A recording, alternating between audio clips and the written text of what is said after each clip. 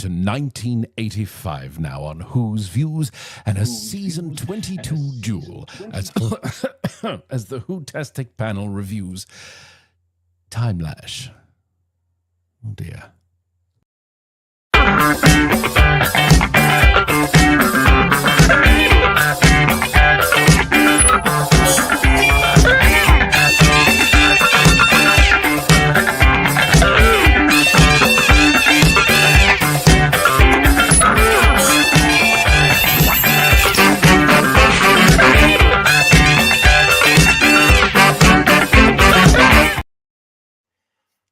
Hello, everybody. How are you? Nice to see you all. Welcome back to Who's Views, everybody. Here they all are. How are you guys doing? You all right? Yeah, Not too bad. Very excited. Fine and dandy. Well, listen, yes. Look at the panel tonight, everybody. Here we are for the Who's Views reviews of the much-awaited Timelash. Yes, it's time once again for us all to do the Timelash again and again. Yes, so there we go. And who knows, there might be some surprises here for us, everybody. It's lovely to see you. Thank you for joining us for this show tonight as we get into this particular story. Wow. This is the story, of course, everybody, that has divided fandom since it was first broadcast, isn't it, really? Oh, yes. Oh, yes. Oh, yeah. And talking of which, this was first broadcast on BBC One, the 9th to the 16th of March, 1985, written by Glenn McCoy, his third story for television. No relation. Yes, his third script for television. Script edited by Eric Sayward, produced, of course, by John Nathan Turner, and directed by Pennant Roberts. No stranger, of course, to Doctor Who himself. So that's the credits for all of that there. Got a very mixed panel, as you can see here. Say hello to Phil, to Paul, to Kirsty, the lady of the chat, to Lex Kane, who's joining us tonight. Hello, Lex. Welcome. To George and to third Doctor Ian.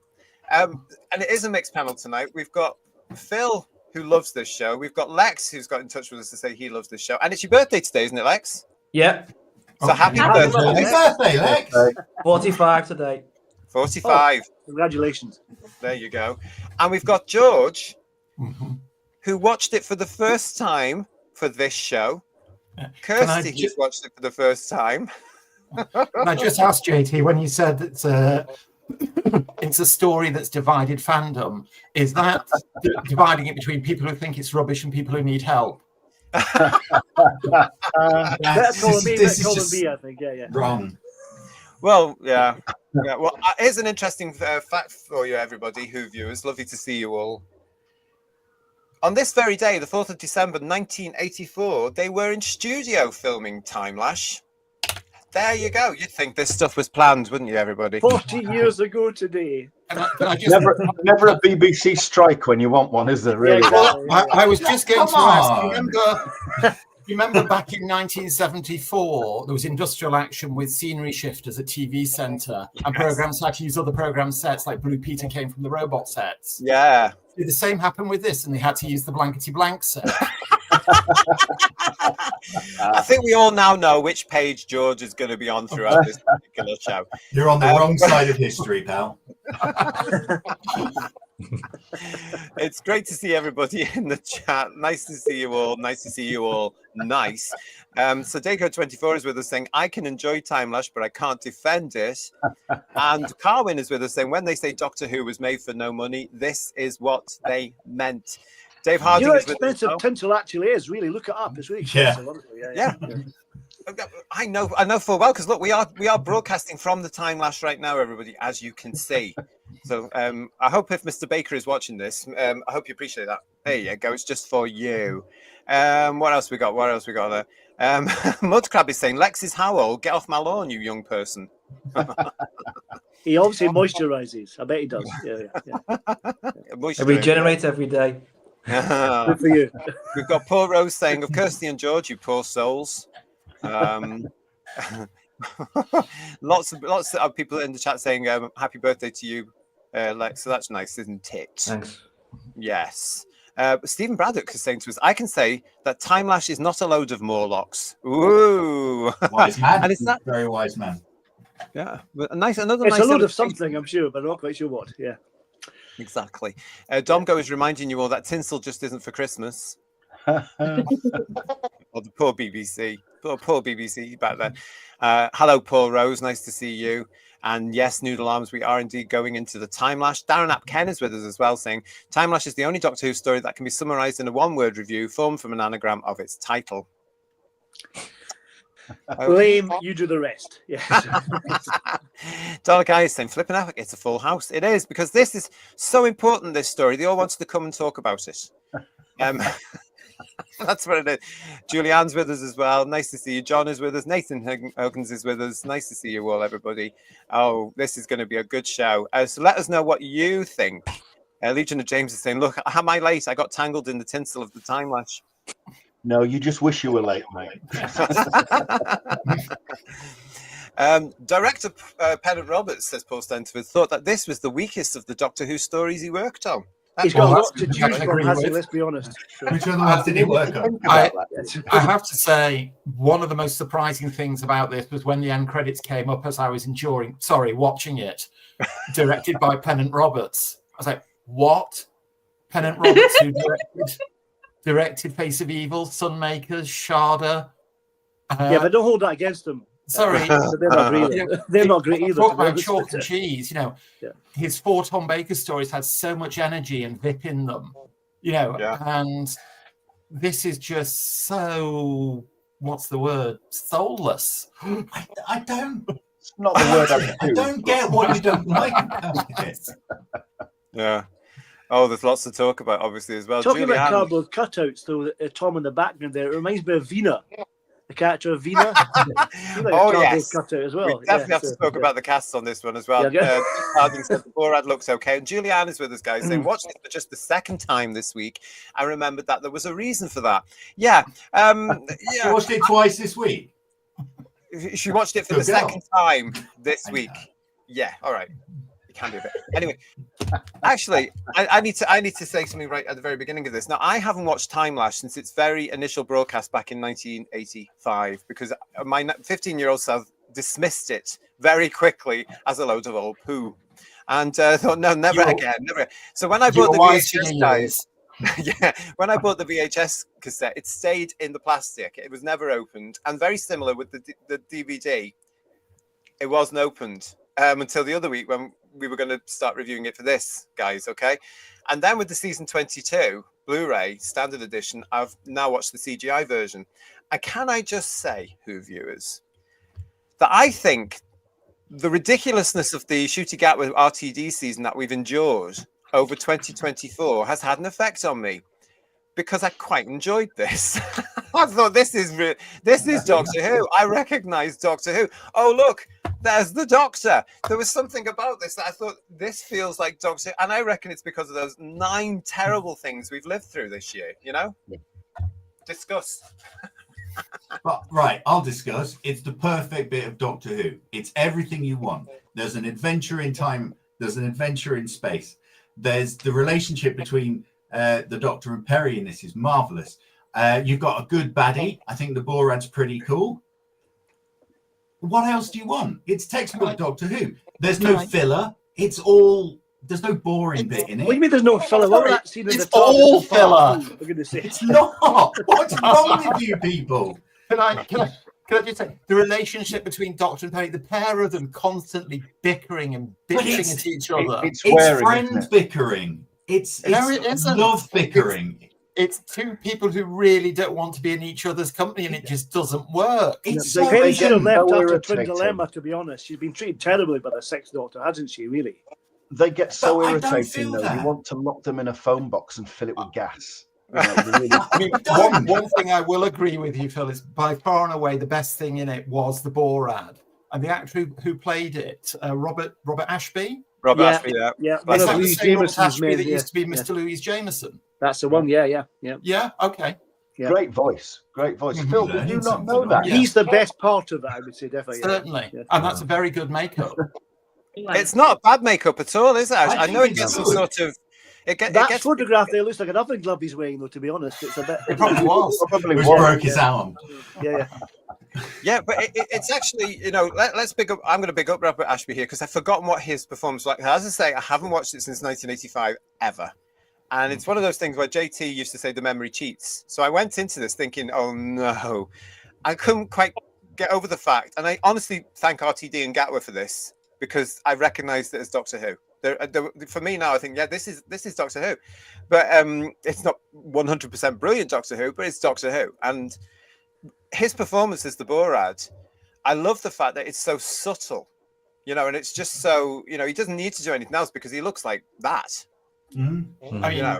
And I think one thing that Pennant Roberts does with this, he actually shoots the Bora really well, and the surprise of how he looks is quite a nice reveal when you get to that point. I mean, I agree with you, JT. By far and away, the best thing in it was Robert Ashby as the Borad. But again, one of the defining traits of 1980s Doctor Who for me, of the bits that I've seen, and by 1980s I mean post Tom Baker, is what little bit, you know, what seemed to be the bulk of what little budget they had for this one was spent on the Borad. And yet it was held back for such a long time, and you don't get it on screen. And I can understand why it was held back so long to do a reveal, but I still think because that's where it looks halfway decent, you should have seen much more of it and made much more of Robert Ashby's performance than was actually done. Yeah, it's a lovely performance. I'd forgotten actually, because I haven't seen it for so long. For some reason, guys, I had it in my mind that it was an OTT performance, and I'm not quite sure what. I'm obviously not from the Borad. No, you think there was somebody else in the cast. Else, and you know what I'm talking about, Mr. Darrow. I was going to say I was obviously getting it mixed up with someone else, which I'm sure we'll come to. So listen, we've got Phil and we've got Lex here who love this, and we've got George who's watched it for the first time, and Kirsty, you watched this for the first time as part of your ongoing education to original Doctor Who. So tell us, when did you sit down with your cup of tea and your jammy dodger to watch Timelash? I watched it on Sunday, so I'm getting better. I didn't watch it on the day or the day before of homework due. I'm currently contagious with the lair with this cold and flu, so I was looking for a sweet release, and I thought I'll put this on. But actually, I really enjoyed it. So you're delirious, that's what you're saying, are you? Yeah. So watch it again when the meds wear off. Go on, tell us why. Go on, tell us why. Tell us why. What got you about this? It's so bammy. It's off at Tekker. I'll take balmy. I didn't know whether I was coming or going. Or even being. What was going to happen? How there's some performances that are very stoic, very dramatic, and then there's some that are just like H.G. Wells guy as well. Eddie's annoying. That's the first kind of full episode I've seen her, because I've seen Trial of the Time Lord, but that's the first time I've seen her proper. She's annoying, but she's fit. But yeah, apart from that, yeah, I just loved it. Colin Baker's performance, chef's kiss, no notes. Thanks very much. Yeah. Beautiful. I agree with the Colin Baker, but I quite like Colin Baker in this. He's enjoying himself, if no one else is, you know. But and I'm sure it's been said many times before, but who on earth signed that costume off? Yeah, God Almighty! You know fine well who signed that costume off. You know fine well. I'm sorry, that is a crime against humanity. It really is. He was on meds as well, allegedly. So. Did you not want a sort of like Christopher Eccleston style jacket? He wanted to go quite serious. Yeah, and it was vetoed by John Nathan Turner. He didn't want the Doctor in a black austere outfit, which is what Colin originally wanted. And he got this multicolored. It was supposed to be this darker, riskier interpretation of the Doctor, and yet he's dressed like a children's entertainer. Yeah, there is. Well, or dress an LGBT flag, doesn't he? Really? Yeah. I mean, it has. You just expect the head circle. of its time, Ian. Head of its time. Yeah. It was ahead of its time because those costumes, that sort of outfit, by the way, I've recently seen on the fashion runways. Honestly, and I thought, if we sent Colin down in his costume now, nobody would see him because he'd be blurred with all these other people. Listen, we've got loads of people joining us in the chat. It's lovely to see you. Mark Greaves is saying to us here, Timelash, or as it's also known, Doctor Who during his drinking reincarnation. And Domgo is saying, in all honesty, this along with Vengeance of Varys are the only stories I can revisit from Colin's era. Wow. That's interesting, Really? isn't it? Really? Yeah. Weird, Stephen but Bradford alright. saying, I watched the Behind the Sofa straight afterwards and saw all the original effects, and they were very, very bad. There were effects in it. I'm not too sure. Ooh, scathing. Sorry, it's scathing. Come on, it's bad, says Legion of James, but it's not Time and the Rani bad. Oh, come on, Time and the Rani's better than that. I have to say, I prefer Time and the Rani myself. Because the Carful seems to be, like the Earth, has lots of polystyrene factories. Have you noticed that? Yeah, it's quite handy, really, isn't it? Insulation. Because there's very little around it. It needs all the warmth it can get in the Citadel. Randy Batswinger is saying to us, I finished watching Timelash 10 minutes ago. Wow, well They timed. only started Did you 15 fast forward it? minutes ago. Yeah. Yeah, JT, can you put the helpline number up on the screen for him? Domgo is also saying, listen, what's not to like? It's brilliant makeup, a great villain, great humor, and now with great FX too. And then Garbage is joining us in the chat. Thank you, Garbage. Says it all really. Shooty season has been so bad. Timelash is now considered enjoyable and even good. I'm going to say it. Honestly, I did enjoy it. And I think, honestly, it's down, everybody, to what we saw this year. You know, because bear in mind, I didn't watch the, the Chibnall era. I haven't seen Doctor Who, apart from, you know, stuff that we've looked at for quite a while. So going back to this, the first time I've seen it since 1985. Do you know what I mean? They must have had some, I was like, actually, this is watchable. This was Doctor Who compared to the Chibnall era. I would watch this again, just purely for hilarity, but also and a good time. But that was Doctor Gosh, Who. you need a section now. I'm really sorry, you do. But I think to be fair, if they were making Timelash now with Colin, it'd be much worse now. No, but if they were making it now with Colin and Nicola, you know, the original era, but today with the budget and proper direction and everything else, where they weren't cutting corners, it would be way, way, way better than anything we've been served up since, 2017. Easily better than any of it. And that is, for me, a crap story, and it could still outperform any other dross that's been served up in recent years from that dim bin and what we've got now. It's just, Well, obviously, for me, it did. Because it felt like Doctor Who as well, which this year's version didn't at all. Muggrap is saying, filler? The scenes where Perry was being rude went on and on several times. He wasn't getting the hint there that she wasn't interested in him, was he?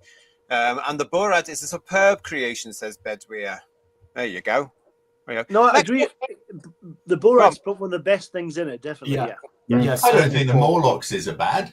I think as a creature from a fairly low budget science fiction show in the 80s, the Morlocks pass. I think they're quite good. The T-Rex in Invasion of the Dinosaurs was more convincing. I think they're all right. And I reckon if you put it in like Next Generation, like Star Trek Next Generation, early years, everyone would be like, oh yeah, it's really good, it's a mod. But because it's in some polystyrene caves underneath the Citadel on the planet Carful, everyone hates it. And I don't get why everyone hates it, and I'm getting cross now. Well, no, not everyone. You're all just going to pick on Timelash. I'm not playing anymore. No. You've got Lexi as he here, walks out the studio here, and I'm going to give it a fair hearing for the first as the first time I've been here. So go on, Lex. Support Phil with something nice. Yeah. I used to not like this when I was a teenager when I first saw it, and then it grew on me over the years, and I really enjoy it now than what we're getting now in Doctor Who. So yeah, and Paul Darrow's character, he just reminds me of Garrick from DS9. Oh, what does he? Yeah, he's like where he's wants power and he behind the scenes type stuff. Like he thinks he's doing good intentions to what he wants. It's true that he's a very interesting character. He's out for himself, and I reckon Paul Darrow, Paul Darrow definitely. Yes.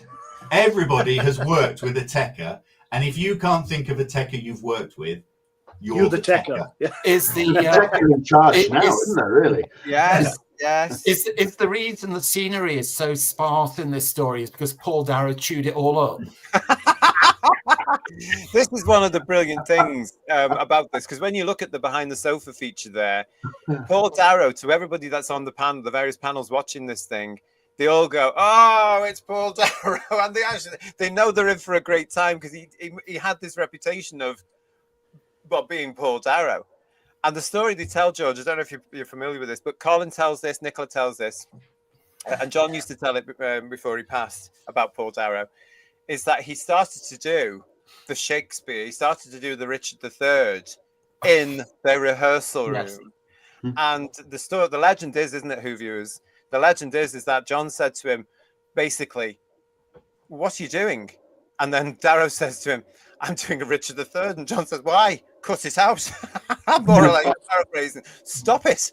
And he didn't, and he went for it even more. Yeah. It comes through on the show, though, doesn't it? Do you remember back in '85 watching it going, what's this? Well, I'm surprised they let the wig get through as well. That was interesting. It makes Paul McGann's wig look convincing, to be honest, you know. I think what makes it all the more obvious is because he gives such a, what should we say, heightened performance. And everybody else is just basically mumbling their lines with no sort of enthusiasm whatsoever. It just puts such a spotlight onto Paul Darrow and just makes him look so over the top and so ridiculous. I love Tonally, it's all over the place, isn't it? That's the problem, you know. But is it not entertaining though? I mean, I'm really amazed that Pennant Roberts wasn't there going, "Come on, guys, let's have all of you on the same level." Can you imagine, though? Yeah. I mean, Peter Davison loves the fact he's got Colin Baker and Paul Darrow in the same episodes. He's loving this. He's going, "Come on the behind the sofa thing." He's like, it's as though I think Colin's given a more restrained. I mean, it would have been so easy for Colin to go, "Right, my doctor can go way higher than yours," but actually, he doesn't rise to the bait, does he? He just keeps it sort of like serious. This part of the story goes from Colin, and it wasn't the idea that Paul Darrow performed this as revenge for Blake Seven. Apparently, yeah. That's what Colin's convinced of. We've got Paul Richards saying to us here, the Borad, Tekker, and the Sixth Doctor make this an enjoyable watch. And Stephen Braddock is saying to us all, at least Paul Darrow's acting isn't as bad as Graham Crowden. No, Graham Crowden's much better. Yeah. Graham Crowden was much better. I don't know about that one. Yeah, well, I mean, at least everybody else in the Horns Nymon was also going 100 miles an hour. Yeah, that's very true. Yeah, that's very true. Stephen Braddock's also saying to us, it's the first time I've ever seen this, and I enjoyed it. It was proper Doctor Who again. Yeah, that's what I'm getting at. I'd like to see them trying to edit this one, quite frankly, into some sort of 30-minute, 40-minute special for BBC. We can only hope, can't we? There's nothing to cut and make out. it black and white as well. Only the bit between the credits. It's like, look, give me the scissors. I'll cut it down to the opening and closing credits for you. Yeah. There's lots of... Bring the scissors and I'll help you, George. It's fine. It's great to see you all in the chat. Thank you for joining us for our review of Timelash. We've got Yokai63 saying the Doctor meeting H.G. Wells was a smashing idea.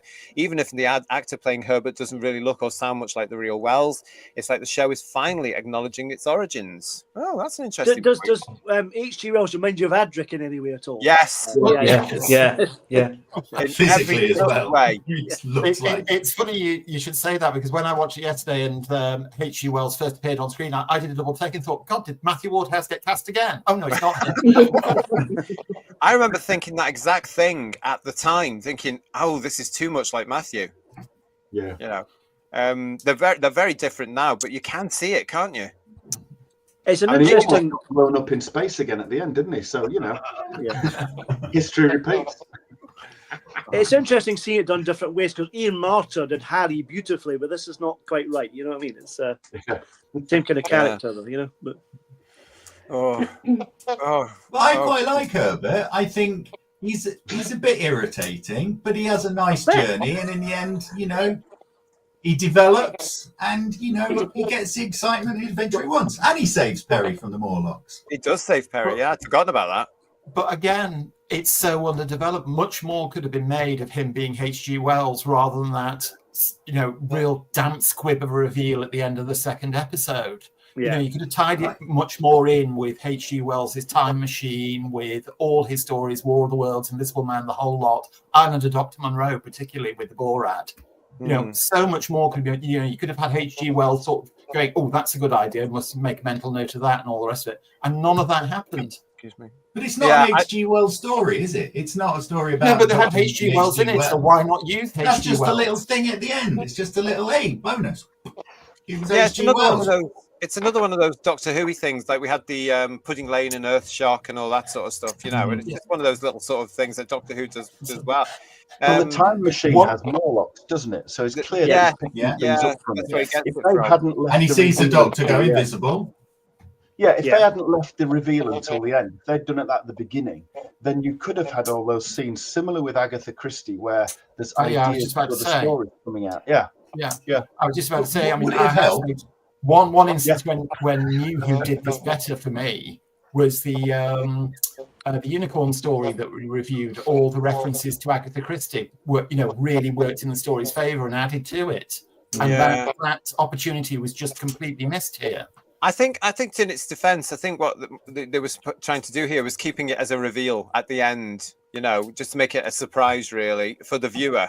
Because I remember thinking, when I was 15 watching this, I remember started thinking towards the end of the episode, hang on a minute, this is a bit familiar. This guy's a bit sort of, and it turns out to be H.G. Wells. You just go, oh, of course it was. Listen, we're getting some great stuff here. I'm inclined to agree with Nathan here about Nathan Huggins. Nice to see you.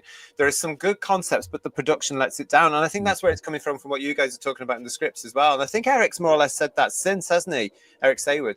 It needed a bit more work. I reckon if it again had those infamous tightenings up and reworkings, I think it could have worked a lot better. But time again, wasn't it, guys? You know what I mean? They've got this wonderfully annoying 80s thing they do. I'll explain later. No, can you explain now? Yeah, it's always the same. To me, it was sort of, if this was done in another era, Terence Dix on a Friday afternoon said, "I'll take the script home with me," and he came back on Monday morning, and he would have given it another draft, and it would have been so much better. That's what it needed. Yeah.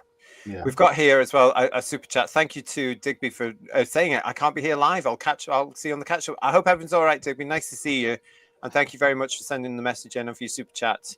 That's very good of you. We've got here Stephen Braddock again saying to us, Colin Baker is very commanding in this series.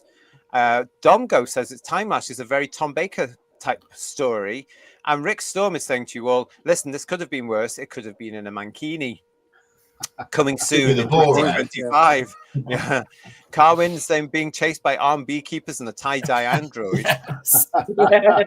And Colin is great in this, says Dalek Lives Matter. Now listen, the blue android, we got the decades before RTT's thing came back, didn't we? With blue people. There you go, people, Yeah, but that's exactly what I thought about it. You've got everybody in these nondescript drab costumes, and you've got this android in a pastel tie-dye outfit. Yeah. Do you think the blue android is really the reason I watched Timelash in the first place? Oh, really? SFX used to do all its reviews at the back in like a little column. Oh, and it reviewed the video for Timelash, and it said basically it was dreadful, and that the squeaky voiced blue-faced androids are really awful. And then underneath there was this picture of this cool-looking android. And so I bought the video and I loved it, and it turned out that android was from the next review down, and I just didn't know. But that was the reason I bought it, was because I thought, oh, they've made a mistake over the face of the android, and maybe they've got the review wrong. And it turns out they have, because it's an absolute treasure. Phil, can I just say I didn't write that review? Did you do them? Yeah.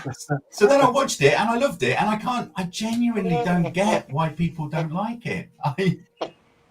It's an adventure from start to finish. All right, there's the bit inside the Timelash. Arguably. Yeah. But, I mean, rubbish. I love when people say, take them to the Timelash, and they step into it. It's like step over into the ledge. Yeah, And they depart with a scream, most of them. Surely there should have been, or there could have been, a different sort of design for the Timelash. Surely they had a budget to do. I mean, I want to ask you guys as well. I mean, George has highlighted it here as well. The sets, the costumes. Do you think this was done deliberately as being drab to suggest a toned down society? I mean, who was it in one of the behind the sofas who said, "Oh, I love this. It's pre-June look." And I didn't ever get that reference at all until recently, obviously. But I just think, why is it so drab there? You know, is this what the Borad doesn't like mirrors? Sorry, the Borad doesn't like mirrors, does he? And so that's why he's got rid of all the mirrors and stuff. No, I'm talking about the actual. I mean, the look of the place is very. Yeah, but wouldn't it be? Because he's banned mirrors, so he's not going to let you have big old shiny bits of wall decoration and stuff, is he? You've thought this out, haven't you, Phil? Yeah. As well. Been working on my defense for a long time. Yeah. I don't think you have to defend it because it is one of those original Doctor Who stories. Nobody's, you're either going to like it or you're going to be in the middle of it, and nobody's ever going to agree about Timelash ever because it just hasn't. I mean, it's been around since 1985. It's never going to be agreed on. People will when I'm in charge. The Timelash people are jailed. reminded me of a Generation game. Sorry, Lex, say again. The Timelash device reminded me something of the Generation game, like a game from the Generation game. Well, the conveyor belt type thing. I know what you mean. Yeah. I'd have done anything for the visual effects from Generation Game in this. It's a real shame. It's a real shame because you can tell there was no money for this at all because you can actually see this tinsel stapled onto the bloody thing, can't you? It's such a shame. There's the tape on the big, the big crystal that's sticking out. Yeah. It's really hard to ignore it. It's such a shame, really. Yeah. One thing I did notice was a sofa that features in it. I don't know if it's the exact same one. It is. But it is. It's either, a duplicate one or the exact same one featured in Blofeld's Alpine Hideaway in Her Majesty's Secret Service. Is it the green one? That's like it's sort of like a tanny brown, and it's like sort of in layers getting shorter. Well, yeah, I know from it might have been Doctor Who Monthly, Doctor Who Magazine, whichever version of this, where this question was asked in retrospect. I think it was Doctor Who Monthly. Anyway, it was asked about set design and all this. And I think it probably was because a lot of it was borrowed. A lot of the settings was borrowed. So they had sets from something that was being done down the corridor at the donut. They had things in, they had this in. At this point, they were always raiding the top of the pop studio for some reason. So there's bits of that in there as well.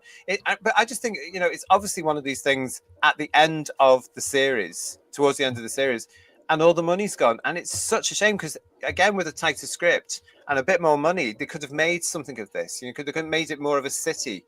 Like I said, I think they blew the budget on 2 doctors going to Spain, didn't they? That was what happened by that. Well, it could well be. It could well be Spain rather than Carful. Yeah. I don't know. But it is a shame, isn't it? I don't know if I'm a bit, though, inclined to forgive things looking a bit cheap and pants because, a lot of old Doctor Who, to be fair, is done quite cheaply. And maybe I'm cheap blind from watching too much kind of old TV. I agree with you, Phil. You can be very forgiving, providing something engages you and entertains you. But if it doesn't do that, then you really start to pick holes in it. I think this is the benefit of me not having watched it for all that time and then having lived through modern Doctor Who this year. This was a breath of fresh air for me going back to Timelash because it was, in a sense, like a new Doctor Who episode because I haven't seen it for all these years. And as I say, I found it entertaining. And I think it's because of that whole thing of being older as well and not being a 15-year-old that's judging what he thinks Doctor Who is at that time. But I just thought, wow, this isn't as bad as I remember. JNT would be so proud of me today. I can tell you. We've got this from Richard. Richard Moore saying to us, I've grown to love Colin's costume. Only Doctor Who could get away with it until you see the catwalks around Paris, New York, London right now. Look at some of the but they're not getting away with it. No. They look like idiots. Honestly, go and look at the stuff that go. Several of them, you just think the BBC needs to employ its copyright here because that's just uncanny. Domgo saying Paul Darrow is doing a Richard III just like the butcher from the Aztecs. I prefer Clatoxin myself, I have to say. Yeah. And here's Starlight Lives Matter saying it kept me entertained for 90 minutes. Oh, and sorry, Kirst, just 1 second. Stephen Braddock saying to us, I've heard so much bad press about this story, which is probably why I've never watched it. But now I have. It doesn't deserve the terrible reputation. I enjoyed it. There you go, Stephen. And I would actually say to anybody as well, yeah, if you haven't watched Timelash because you've heard what's being said for 40 years, don't. Go and watch it. And actually, if you've got the Blu-ray edition, watch it with the CGI effects, because I found that edition very entertaining, because it looked a bit better. But you miss all the tinsel, GT. You can't miss that, surely. I love the way that in the Blu-ray version, George, they've taken the tinsel from the Timelash away. They've CGI'd in the Tom Baker titles with a little bit of glitz.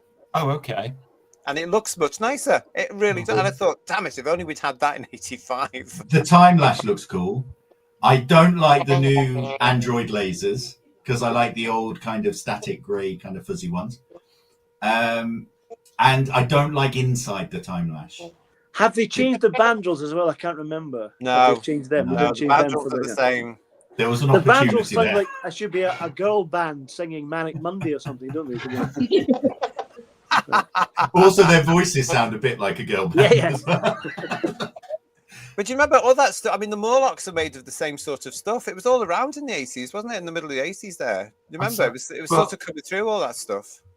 Me play with my glove puppet Drashig, and that's not a euphemism. It was more convincing than that. Yeah, at least it was a non-human alien. It wasn't just a guy with a silver bit of card around his head or whatever, being a bandrill. It was an alien. Have they used stop motion on it? Because it's a bit jerky in the movement, almost Ray Harryhausen without a budget, Think if he possibly just holding his hand up a long time. Probably somebody was probably just getting cramp or something. Probably.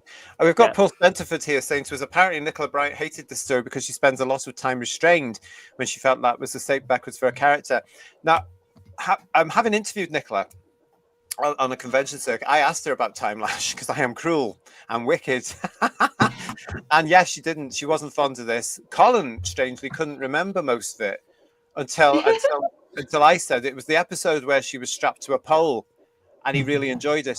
Now, he quite liked that gag. He liked that gag, and Nicola went, but yeah. She said she hated it, and it was long, laborious days because all she had to do was scream and scream and scream. And you have to feel for Nicola, don't you? It was a bit cliche Doctor Who companion, wasn't it, to be honest, Oh, it's terrible. Poor old Nicola. I mean, what a waste of your leading lady. Yeah, but never mind. There was even that line, isn't there, when the Borads got hold of her in episode 2, and she has that lovely line, don't I get a say in this? And the Colin Baker's doctor turns back saying, of course you don't, be quiet. Wouldn't be allowed today, would it? No. And if she don't like it, look out her eyes. That's how we roll. Yeah. He's got a very subtle seduction technique, hasn't he, really? But I like it. A lot to learn from Borad. Yeah. When the beekeeper, they were trying to get her, and then it just how slow it was when he opened it up, and it was like, coming to get you now. He would run. She just doesn't like that. It just opened up, and I was like, "We'll just pass through her." That was brilliant. I love that. Oh, the 80s. How she throws the plant. Does the plant spit acid or not? That's the bit I can't understand, because he takes this in Christopher. He says, "Oh, it spits acid into the face." Then she smells it. The doctor smells it. It's fine. The Gardelier comes. She throws it, and then he's all, and he's holding his face. Maybe he's just allergic. Yeah, that could be it. Yeah. Allergies. One thing I'll get to, it must have the most unconvincing underground cave set done in a studio ever in the entire history of television. I mean, they were just dreadful. When's that? Where Nicola Bryant spends an episode tied up in supposedly subterranean caves. It just those scenes between the start of episode 1 and the end of episode 2. I've seen that bit, yeah. The caves made out of baker foil in the Blackpool exhibition were more convincing than that. And there is just a door to get from the corridor into the underground caves. Okay, it wasn't Wookiee Hole, was it? Let's be honest. Paul's making a Dalek Ice saying to us, "Oh, those android voices were very stupid." Yeah, they did great on me watching it back now, as they did back in '85. I just thought, why is he singing? What's the thing? Preempting RTD? It's by Close decades, Encounters, right? isn't it? Kind of, isn't it? That's Well, all I I wondered if. Yeah. I wondered if they were doing a callback to the original Cyberman voices and got it very, very wrong. I don't think they were doing that. No, I don't think.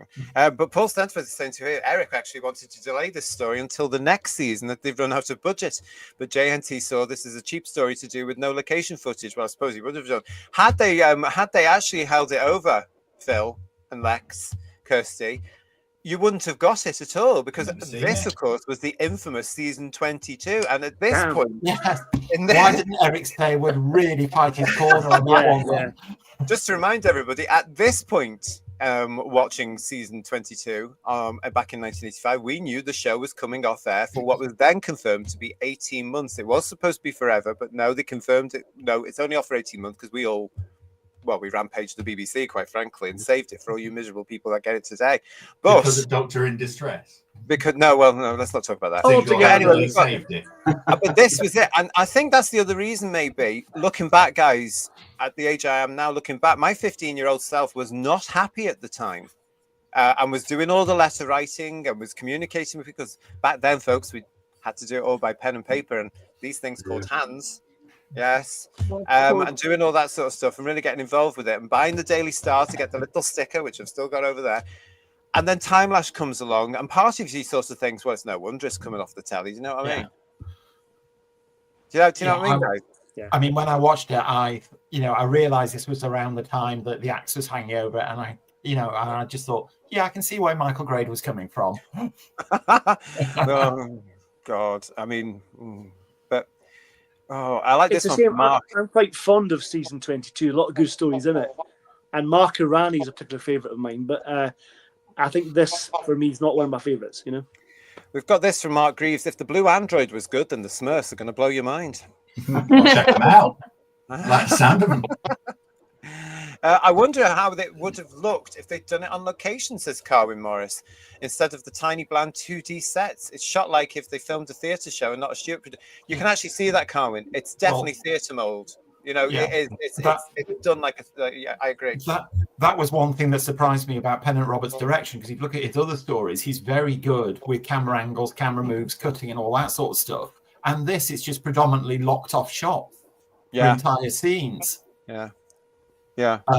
It's not his usual style, is it?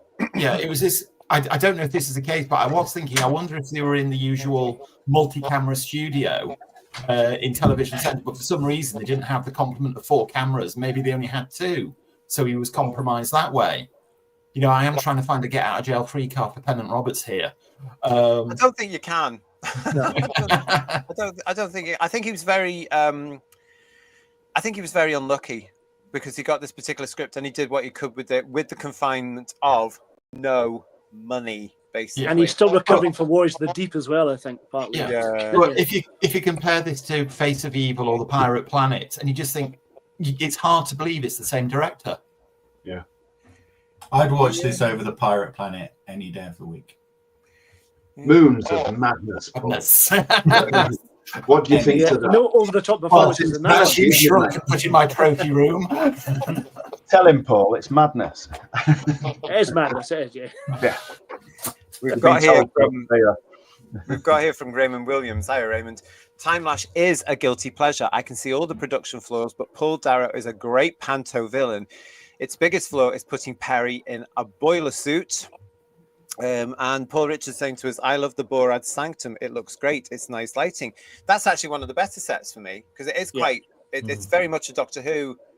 That's Pennant Roberts' Doctor Who there, with all the green and the toned down stuff. I'm thinking, hang on a minute, and yet he's got to work with this brightly lit, insane looking quiz show set, and it's he must have been really frustrated putting this together. He's got Dennis Carey in it. What a waste of Dennis Carey. He's a wonderful actor, and he's so wasted in this story as well. Another signature hallmark of 1980s Doctor Who for me is you cast a really good actor in a nothing role and completely underuse them. Point in case here being Dennis Carey. Now, I know Dennis Carey and Pennant Roberts were mates, and maybe Pennant Roberts phoned him and said, look, I've got this little part, you're free on these 2 days. Do you want to do it? And Dennis Carey went, yeah, but it's, Dennis Carey is just so completely wasted in this. And by wasted, I don't mean he had a bottle of Gordon's for lunch. No. Other gins are available. He probably wishes he had, though, doesn't he? Yeah. It's just criminal. He's so underused. You get somebody of his caliber and just give him a nothing role. Yeah. And considering that the last time was the Keeper of Traken, and the time before that, he would have been Chronotis had that gone. Yeah. And then here he comes here playing this really, I agree with, I don't know. I mean, why? I don't know why he would have done that either. I remember being quite disappointed at the time because when Doctor Who Monthly again said, or it might have been the newsletter you got from the production office, with the casting, I'd seen it on something. Dennis Carey, I got quite excited thinking, oh yeah, okay, that's brilliant, that's great, welcome back, and then you get this sort of ridiculous androidy thing. I thought it was a great shame. I mean, in the context of the story, though, he's quite important. He is to the people of the Citadel, the Borad. Yeah, he's sort of. Kirsty, did you pick up on this as well as a newbie to it? Did you pick up on early on the fact that this was a false Borad, or did you go with it? I kind of agree with George. I must have been in a fever dream because I saw that and I was like, "Oh, the floating man in TV." And then when he had the thing of his head, I was like, but I was trying to breathe. Yeah, I was also currently. I was trying to breathe and think for my life, so I was like, "Okay, cool, we're gonna roll with that." Sorry. This is like, I'm just gonna go with the flow and see what happens. Yeah, it's amazing though. What sticks with you after all these years as well. Because I remember some of the acting being particularly bad at the time. And that woman that went into Cat's Eyes after this, I could never look at her again, I'm afraid. Do you remember? Cat's Eyes was a British television programme, if those of you who don't know. I think it went for 2 or 3 years, maybe around about that. Yeah. Best thing about it, for the Gentle Touch, wasn't it? Yes, it had Jill Gascoigne in it as Maggie Forbes, and that's the only reason I watched it, because I loved the Gentle Touch. The best thing about Cat's Eyes for me, apart from Jill Gascoigne, was the theme tune. And then this lady turns up from Timelash, and I thought, no. Do you know? And it just, the younger ones especially, apart from one person, all seem to be a little bit sort of wooden. I think the word you're looking for. Yeah. lack of direction, perhaps. I think. Yeah. Lack of motivation. Yes. Is that a fair point? Do you think? I mean, sorry. I can say one thing it did remind me of Doctor Who history, actually. I'd completely forgotten that the third Doctor went to every planet and gave casual acquaintances lockets with photos of his companions in them. Yeah. Doctor Who's always been like this, George. And who was he? The last time he was there, apparently this time he's travelling light. Who was the second person? Was it Jeremy or someone? Who was it? Oh, stop mentioning him. He does that to wind me up, Who viewers. It's all right. Jeremy, of course, is a character from the audio adventures from the 90s. More of him coming up on this channel very soon. Keep watch for it. I reckon it was somebody from Unit. But this is what I don't understand. So Captain Yates finally had that date with Joe Grant. It might have been Yates. I mean, again, fans have been speculating about this for years. And he didn't get the locket. No, he didn't. It could have been the Brig.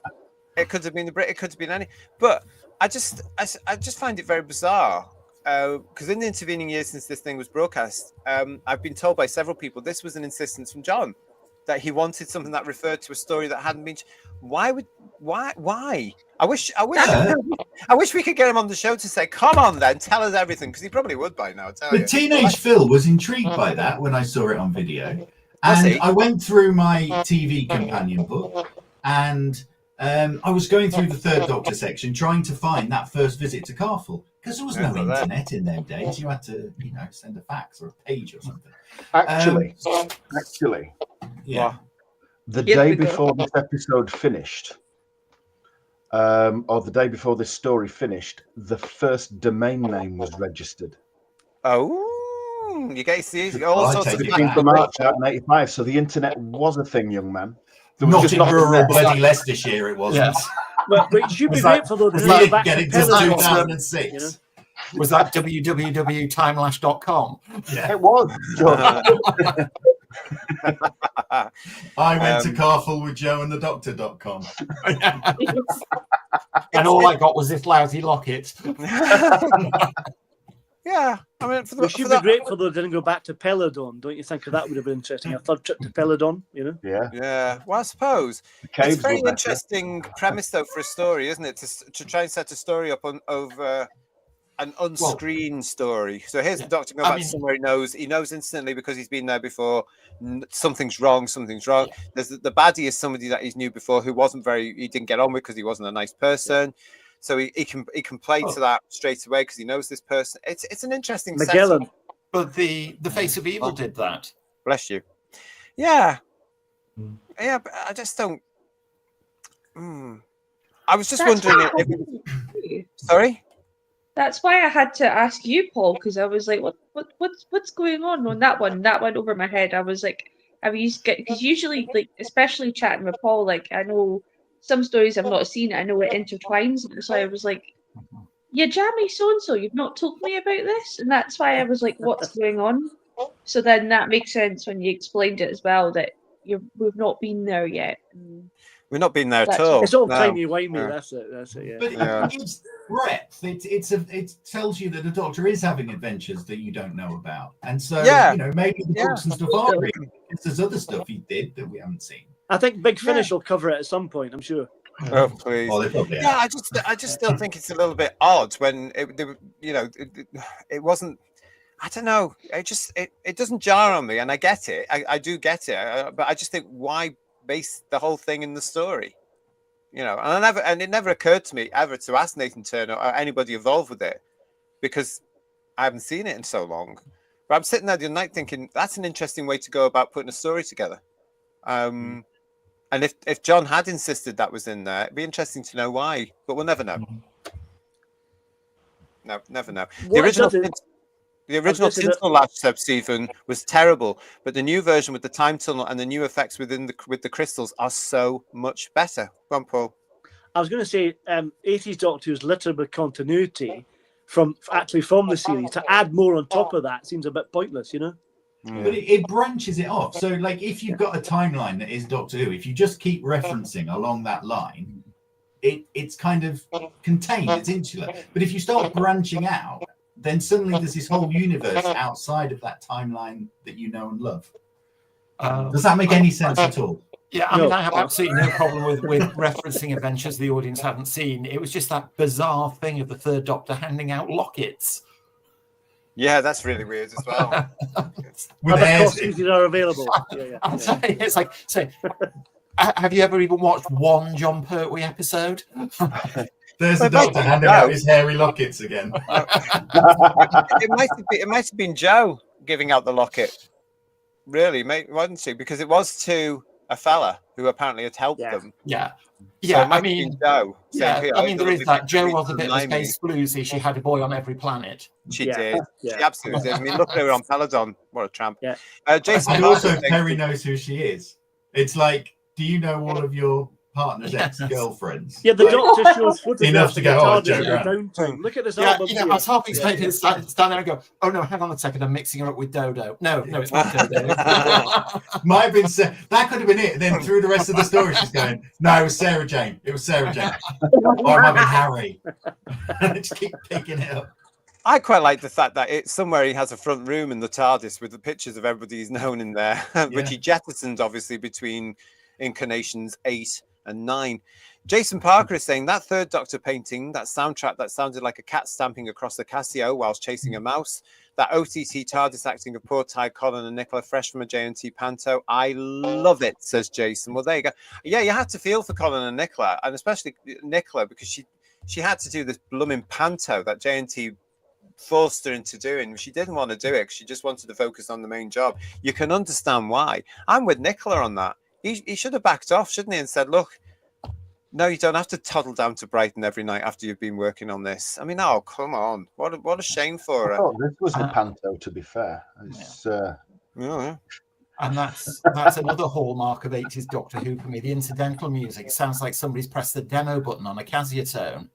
Yeah, it wasn't like that in the Sea Devils, was it? With the good old 70s soundtracks. I want to say, actually, for Kirsty and for Phil and for Lex, we are getting a lot of love from the Who viewers for this story, which is lovely to see, actually. Right? They're a good group. What? Very high brow.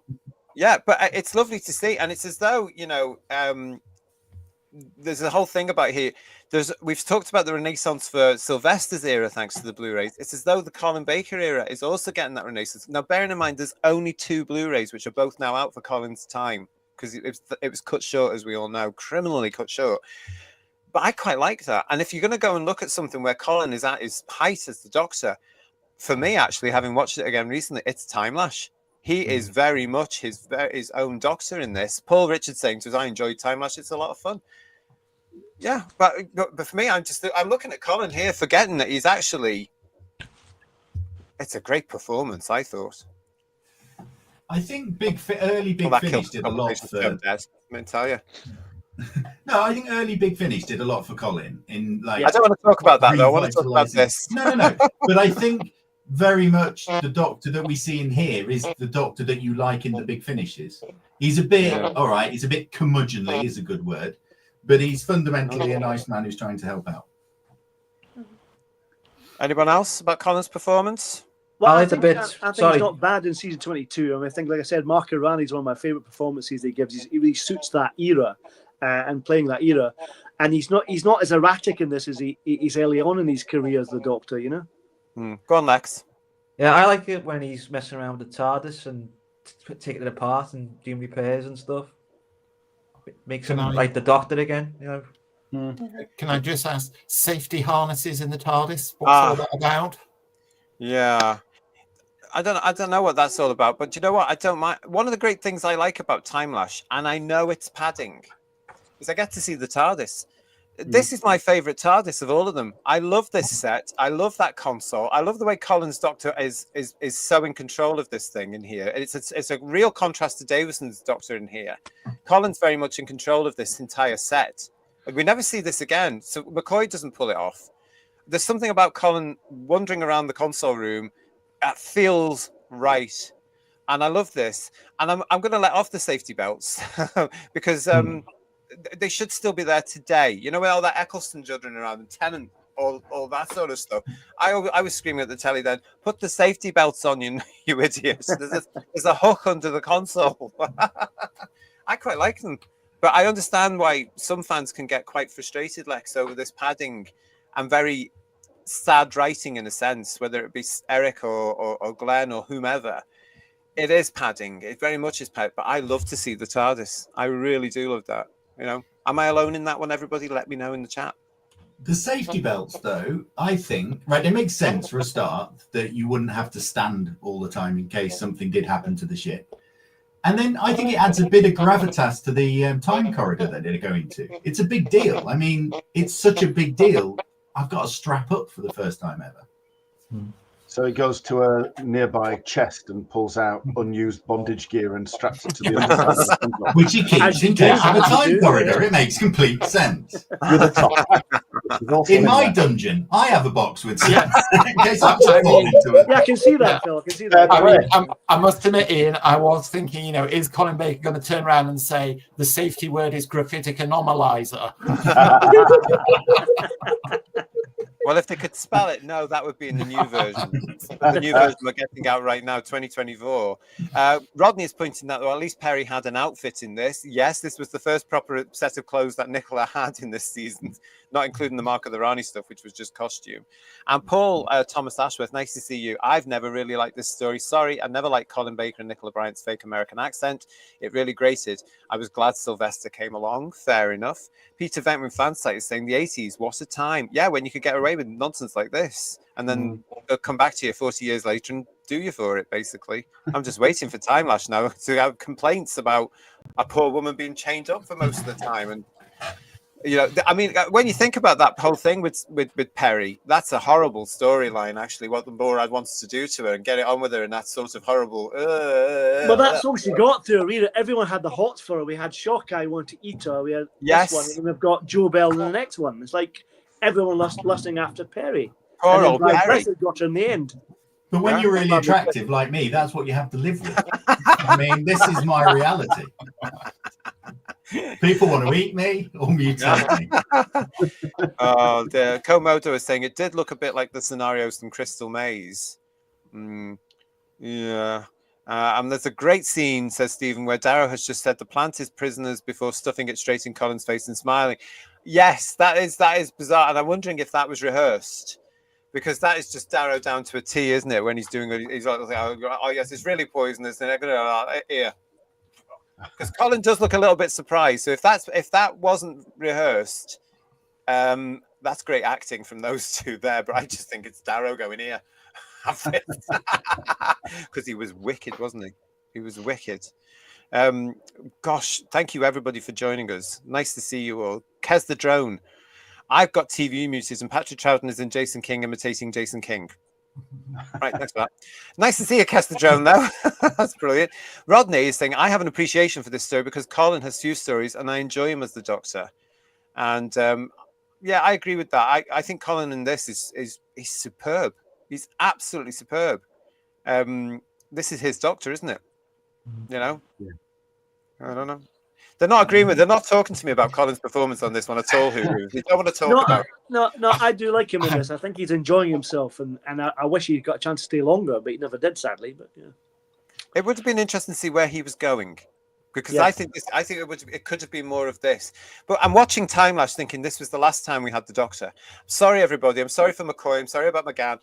This is the last time I see a Doctor. Because McCoy is different. He is the Doctor, but it's a different performance. This is a solid, confident, assured, I'm an alien performance. You know? I prefer season 23 is much mellower in season 23, and I like the mellower Doctor, like Phil said about the way they did it with Big Finish. So it's nice when he's a bit more mellow, more doctory, I think. You know? But I like the fact that here he cares for Perry. But it's not like the new kind of modern day I'm in love with my companion things. He obviously cares for her, but also she's a human and she gets on his tits. And I think it's nice that relationship that builds in this. I think that's the alien side that Colin's really exploring there. Because coming after Davison, don't forget, who had that sort of not as human as they've made him today. It was a relatable older brother sort of thing. You know, going on. Yeah. This is something totally different. And we've got to remember, everybody, this is Colin's first series. Yeah. This was still new. We're still getting to know the Sixth Doctor at this point. So we're coming towards the end of his first run. Colin, if you're watching, sterling performance, my friend. I absolutely enjoyed you in this. I really enjoyed watching you back in this. Just thinking, yeah, there he is. There's the Doctor I'm missing. It's great. I mean, the way he interacts with Herbert is brilliant. I think Herbert's irritating, but a nice guy, and he treats him accordingly. I think his outrage when he thinks something's going to happen to Perry, because Borad says, my wife will be called Perry. His anger then that something's happened to her, despite all the bickering and stuff that they've done in the rest of the episode. I think it's really real. Yeah. Is it me? Possibly. But yeah, Mudcrab, thank you very much for your super chat here as well. Team Me had a thing for Vina. I regret nothing. Well, nothing to regret. She was a very very attractive young woman, wasn't she? Where is she now? Has anyone seen her these days? Because I haven't seen her since Cat's Eyes. Having a tea. I don't know. It's Vina's the one on the left with the very Human League makeup on. Oh, so she is. Yeah. Well, that was a very strange performance. I wanted to. There's the one I'm talking about there as well. That was Tracy. What's her name? Tracy Louise Ward or something, is it? Yeah. Thank you. Yes, yeah. Tracy Louise Ward. That's it. But Vina then. Okay, let's go to Vina. I'm hoping she's in Education Rita with Michael Caine, and she plays his wife in it. She's brilliant. She's very, very funny. So it was a characterization then. Well, potentially, yeah, or a lack of direction, like you said, you know. But yeah, because she floats. It's like she's in a different episode, you know. Yeah. Well, I feel she's turned 2 pages over on the script, hasn't she? And she's jumped ahead. What's going on? Yeah. And the poor character comes across as just thick. And you can't even say, oh, she's an alien, because the people on the planet must think you're thick. But it's just the case that this poor actress, she's floating. She's doing a performance, literally, isn't she? She's doing, this is how my character would act. This is how my character would move. And everybody else is doing completely the other thing. You know, they're all like, and she's like, ooh. I feel for her. And I did that. But the bit where the Doctor explodes the time lash and he has to walk her behind the chairs, that is just bizarre. It really is. There's no sense of urgency at all. Yeah. Hey, let's say hello to Dark Hall, who's joining us. Nice to see you, Dark Hall. I met Colin Baker in Blackpool 1985 for Children in Need. Yeah, I was there as well. There were a few of us there on Whose Views here in the chat that were there with you as well in that brilliant Doctor Who exhibition back then, meeting Colin, Nicola, and John. Of course, John was there. So that was I saw his car leaving when I got there. You got there late, didn't you? Told you that, yeah. Yeah, it's absolutely lovely to see you, Dark Hall. Thank you. Yeah. Dalek Lives Matter says Colin reminds me of a mix of Pertwee and Baker's Doctors. Yeah, okay. I think there's a lot of Pertwee in Colin. Yeah. Hush your mouth. Maybe one of the lockets that he left. I can hear the safety catch coming off there. I'll meet you halfway for a fight somewhere up the A1. Fair enough. Paul is pointing out. Paul Richards is pointing out the set where H.G. Wells is on holiday looks lavish. It's a nice set. Well, the BBC did the past things better than anything to do with the future, didn't they? I mean, that's a fact. We all know that. We all know that. And they prove it so many times over, don't they? Let's not do the future because we can't do it. And now looking at it now, all they had to do was do the present day. Yeah. No, that was it, really, isn't it? You know, if you're going to do the future, just do something like the 70s or the 80s because the fashion always comes around. I say I could have been a blooming costume designer and fashion, set designer, couldn't I? Anyway, I still regret nothing, says Mudcrap. Vina did nothing wrong, mate. Yeah, that's true. She was in shock. She's just travelled through time and space.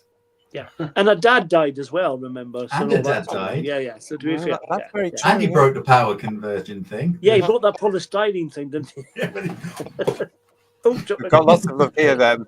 Listen, I didn't know this. Paul Stanford is telling us that the bandrel was originally called Girdle. I didn't know that. Girdle, really? Girdle. Yeah. Unfortunate.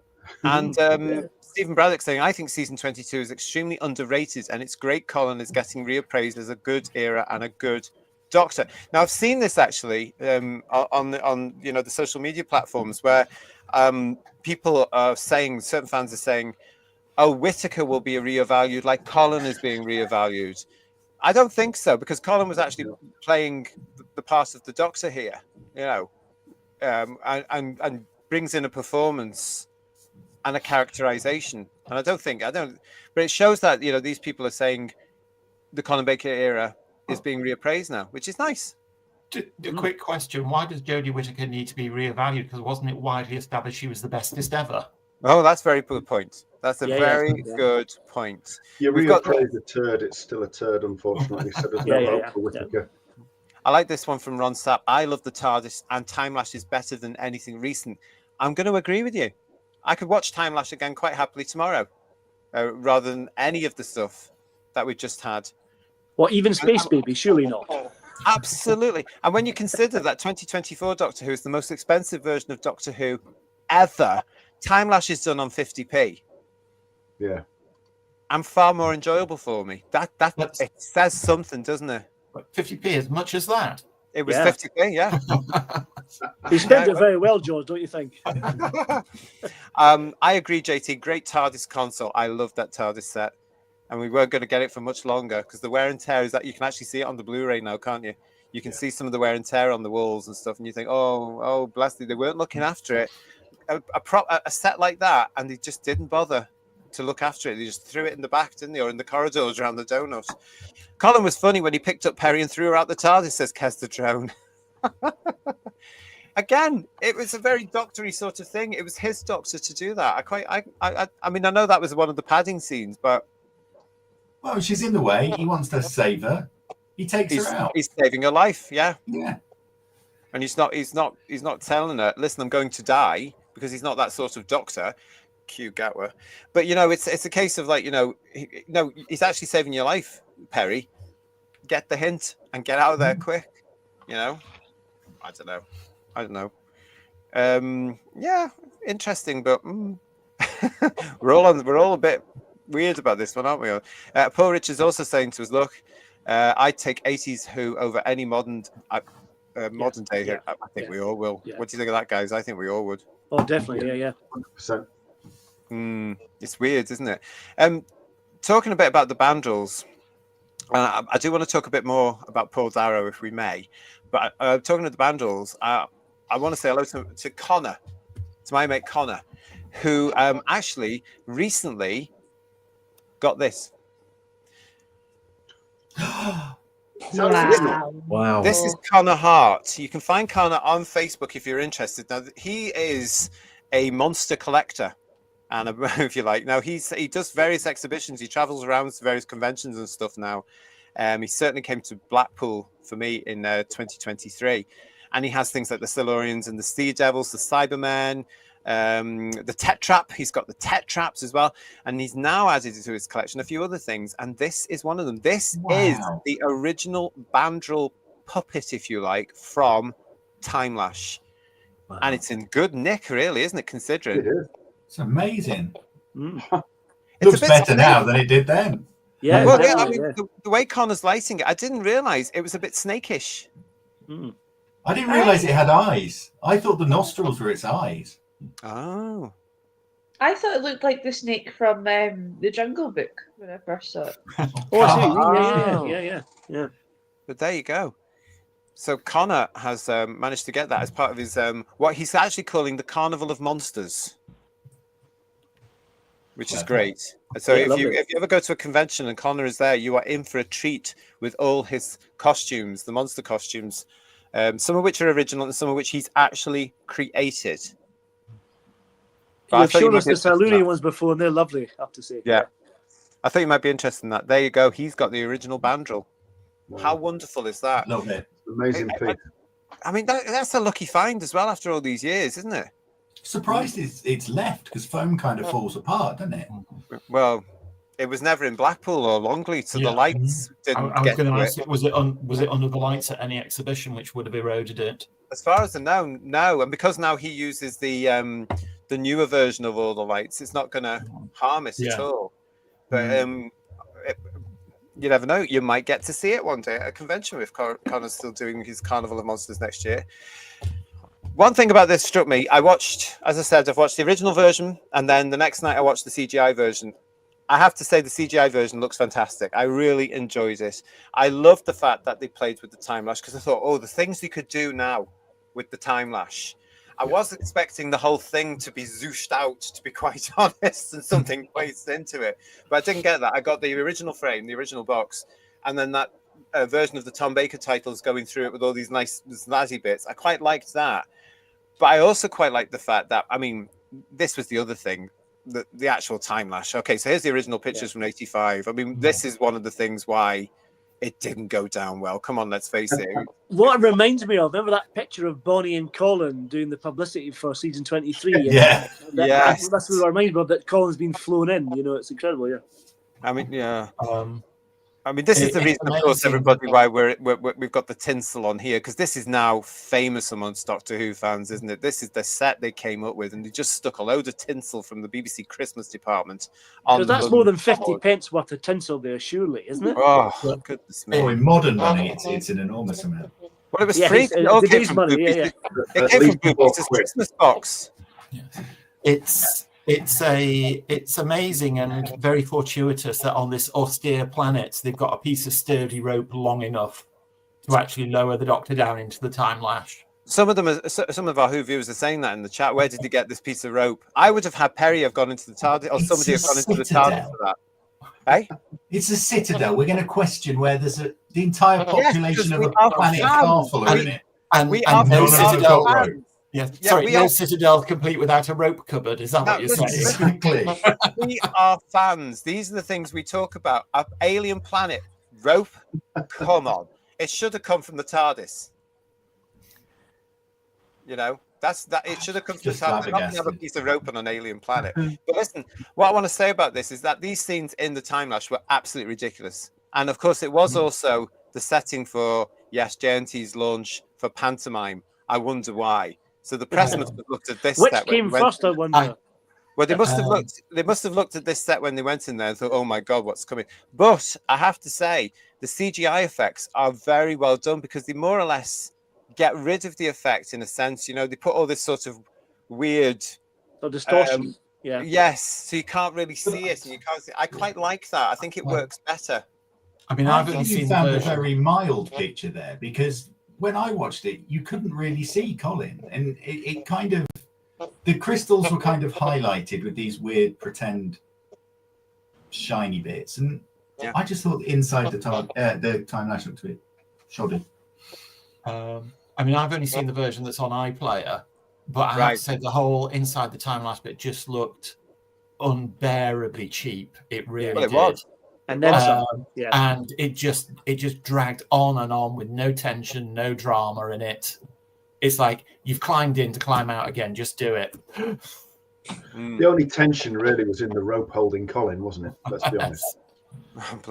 And all that rope holding, and in the tape holding that big crystal together.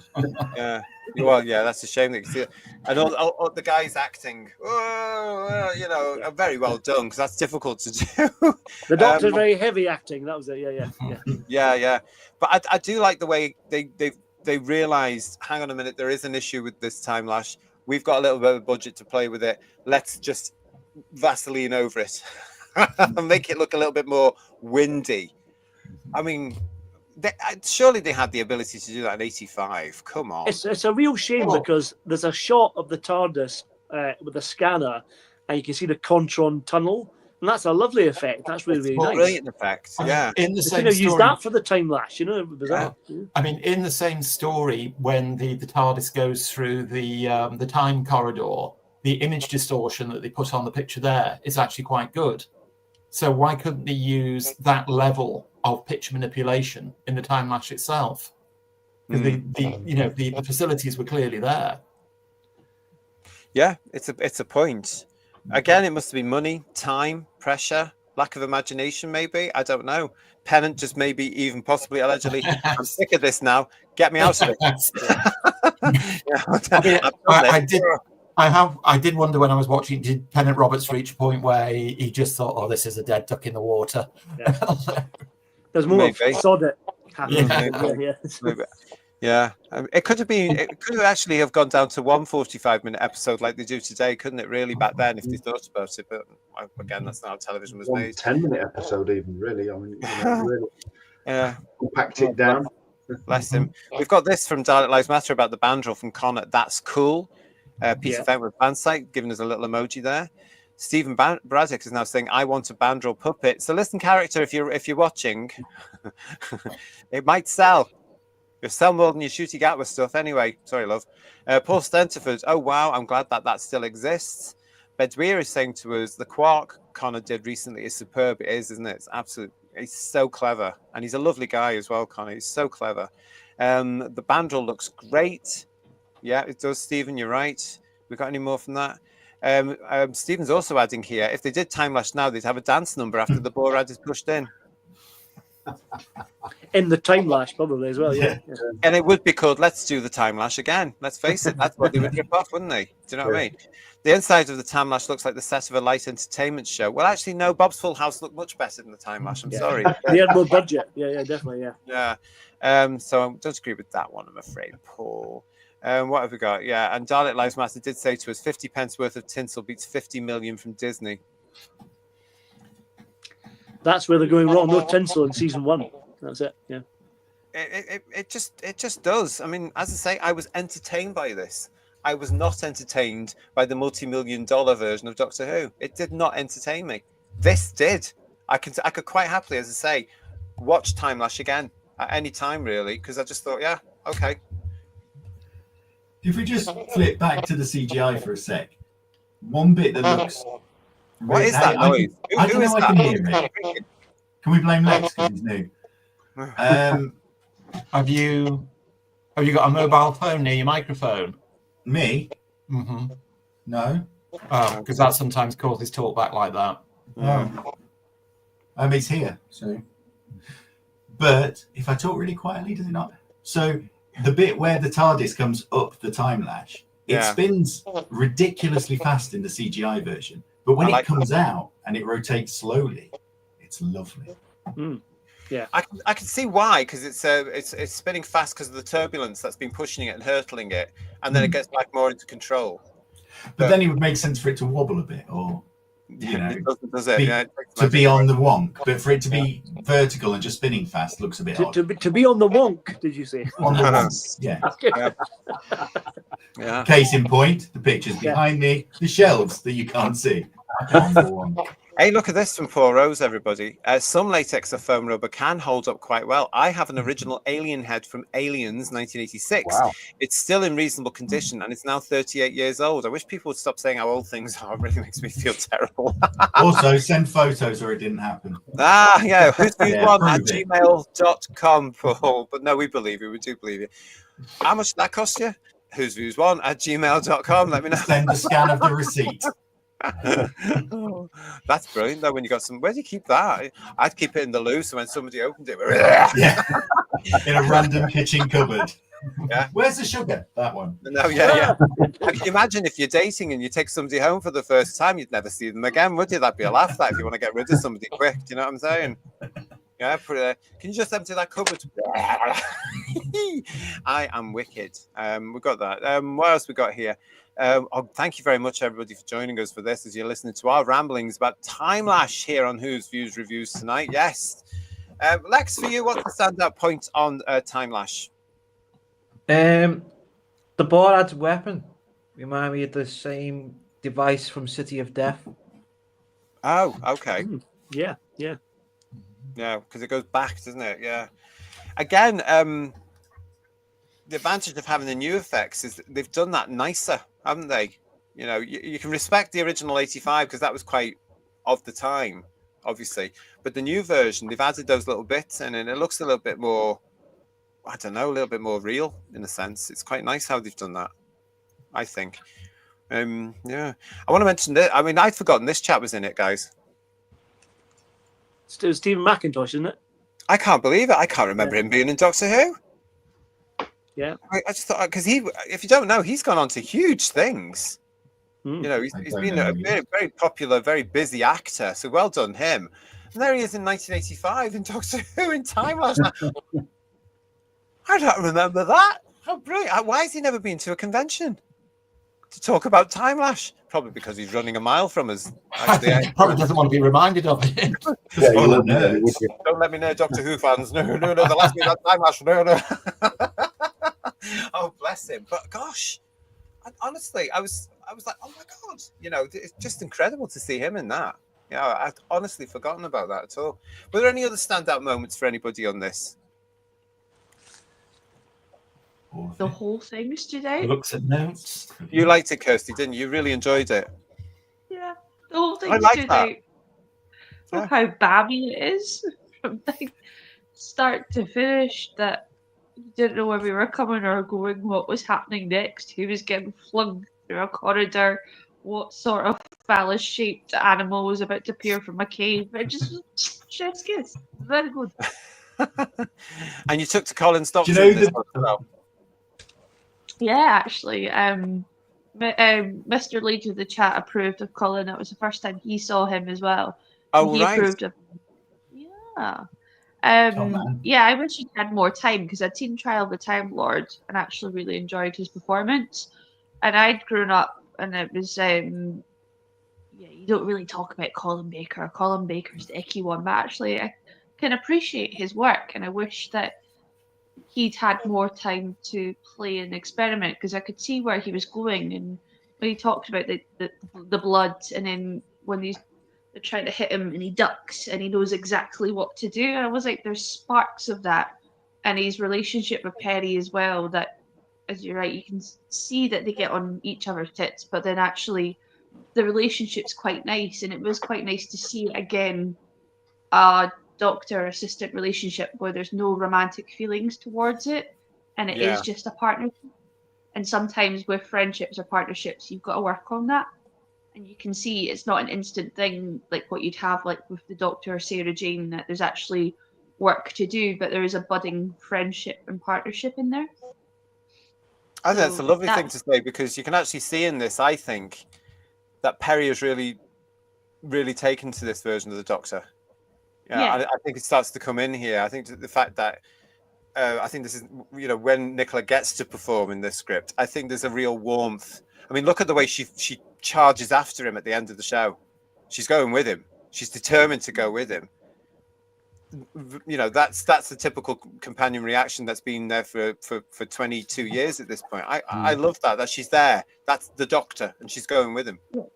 I'm so surprised though that she forgave the Sixth Doctor for strangling her in Twin Dilemma. How can we recover from that? I'm not quite sure, but Well, that's regeneration crisis. She gets to know about it the hard way. Let's face it, But do you not think, Paul, at this point it's there?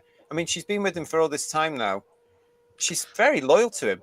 I think she's definitely loyal to him, but I think they could have, in terms of the writing, they could have softened some of the bickering at the start a little bit to make that more accessible. When you get to 23 in Mysterious Planet and Mind Warp, the relationship's changed, and that 18-month gap makes a huge difference to the dynamic of the characters, which really, really works. I think it's still finding its feet at this point for me. I think that's also down now at that point. When you're padding scenes and you've only got a TARDIS set, lazy writing, let's face it. Yeah. All that bad stuff is really awful, I think, I have to say. It's easier to write two people arguing than it is to write some sensible dialogue about anything else that they could be talking about, especially when you've got two time travelers stuck in that room. It's easy to get them, and it's a shame really, because those scenes could have been a lot better between Colin. Maybe they should have just let them improvise. I dread to say, or ask them how they wanted to do it. To say, right, you're the Doctor, you're Perry, go, and see what they could have come up with. Maybe I think it would have been a totally different characterization for the two of them. Yeah. We'll never know. So anybody else got any standouts for this particular story? We are going to be coming to you, Who viewers, very shortly to ask you for your scores on the TARDIS doors, which of course is where we ask you for your mark out of 10 for Timelash. Don't put it in the chat yet. I'll tell you when to put it in. Anyone else got any standout moments? Well, I've kind of talked about the makeup. My main standout's got to be the Borad makeup itself, although it's a bit Tommy Cooper, that half and half thing, but I love it. It looks really good. Looks really expensive. Yeah, I agree with Paul. For me, the one redeeming feature about this is Robert Ashby's performance as the Borad and the makeup.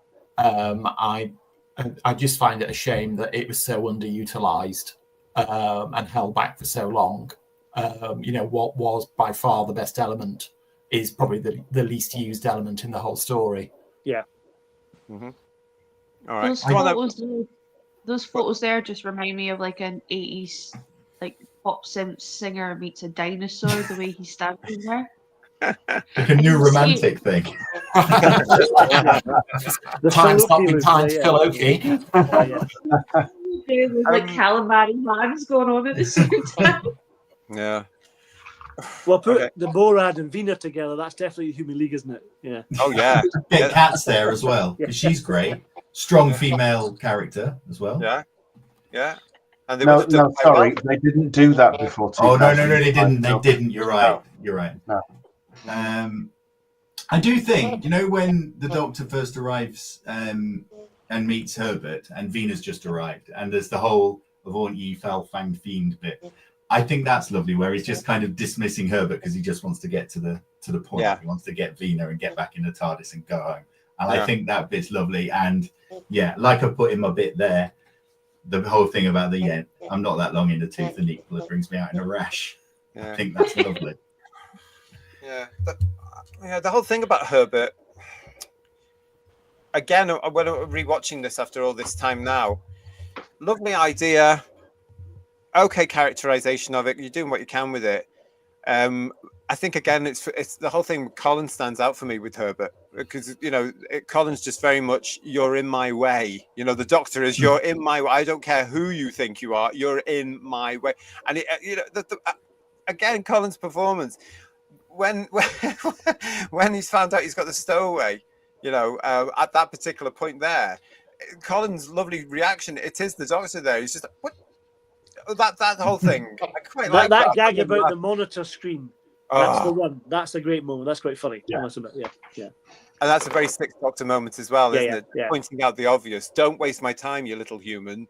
You know, come on, think about it. I love the Sixth Doctor's patience when he's being impatient. He's really biting his lip. You know what I mean? It's like Any being a stand-up parent. moment for you, Lex? Come on, you've joined us tonight. And you've been a bit quiet. So come on, what's your standout moment? I like the one where when he's hiding underneath the console and the Doctor, he has a conversation and realizes he's in the room with him and he's about to save the day, and He thinks he's going to. He doesn't realize he's going to dead. Wow. It's a one-way trip. How does he get out of it? I'll explain There's later. a great line where he says about there's no lifeboats, and he said you should have a word with the manufacturers about that. That's quite a nice line. That's nice. Yeah, that is quite good. But again, as you were saying earlier, all this 80s, I'll explain later. That was another running theme in season 22, wasn't it? I'll explain later. He never did. Yeah.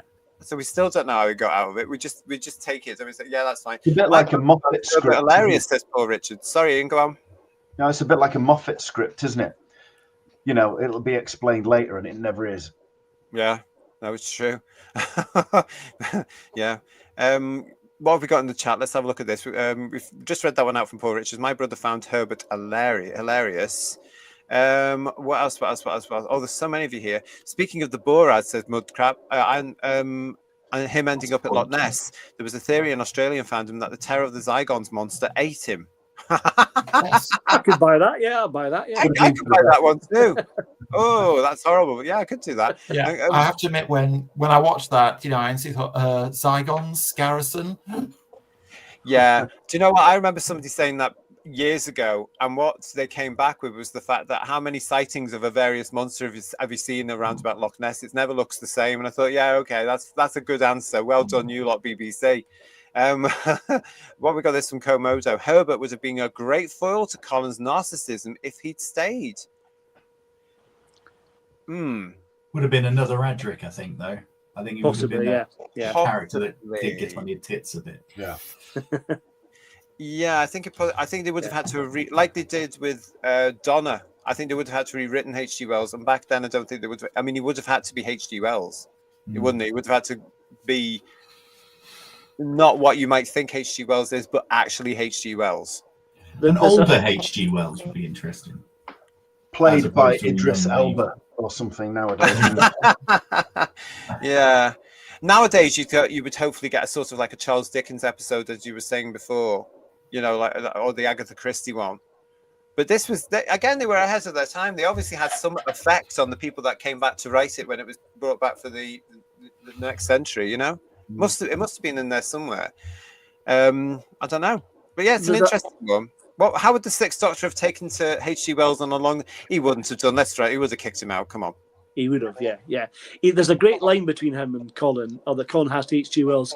When he goes into the Bora's domain, he gets him to hide, and he says, I don't need to be picked up by the gondoliers. Or the gondoliers. Yeah. It sounds like a Carry On film line, doesn't it? Yeah, it does. Absolutely does. But it's nice to see Colin having two companions for a change, isn't it, really? Because in effect, H.G. Wells Herbert does become a companion for him for this one. And it's the one that we don't talk about. Remember, we used to have a rule back in the day: if you travelled in the TARDIS, you were a companion. So Herbert, in that sense, is a companion from the old rules because he travelled. So is Vina. Hey. So is Vina. Vina. So is Vina. Yeah. Silly rules that we used to have. And Stratton and Lytton, etc., etc. All the Cybermen. Vina wouldn't need a seatbelt because whilst the others are flinging themselves around, she'd just be gliding in the background. At least he didn't have to go back through that awful thing, did it? Because to get rid of it, it was quite boom, problem solved. But there you go. It is that time now. Well, I'm going to ask the panel. I'm going to be coming to you. You can start putting your scores on the TARDIS doors for Timelash now into the chat while I run these titles. Here we go.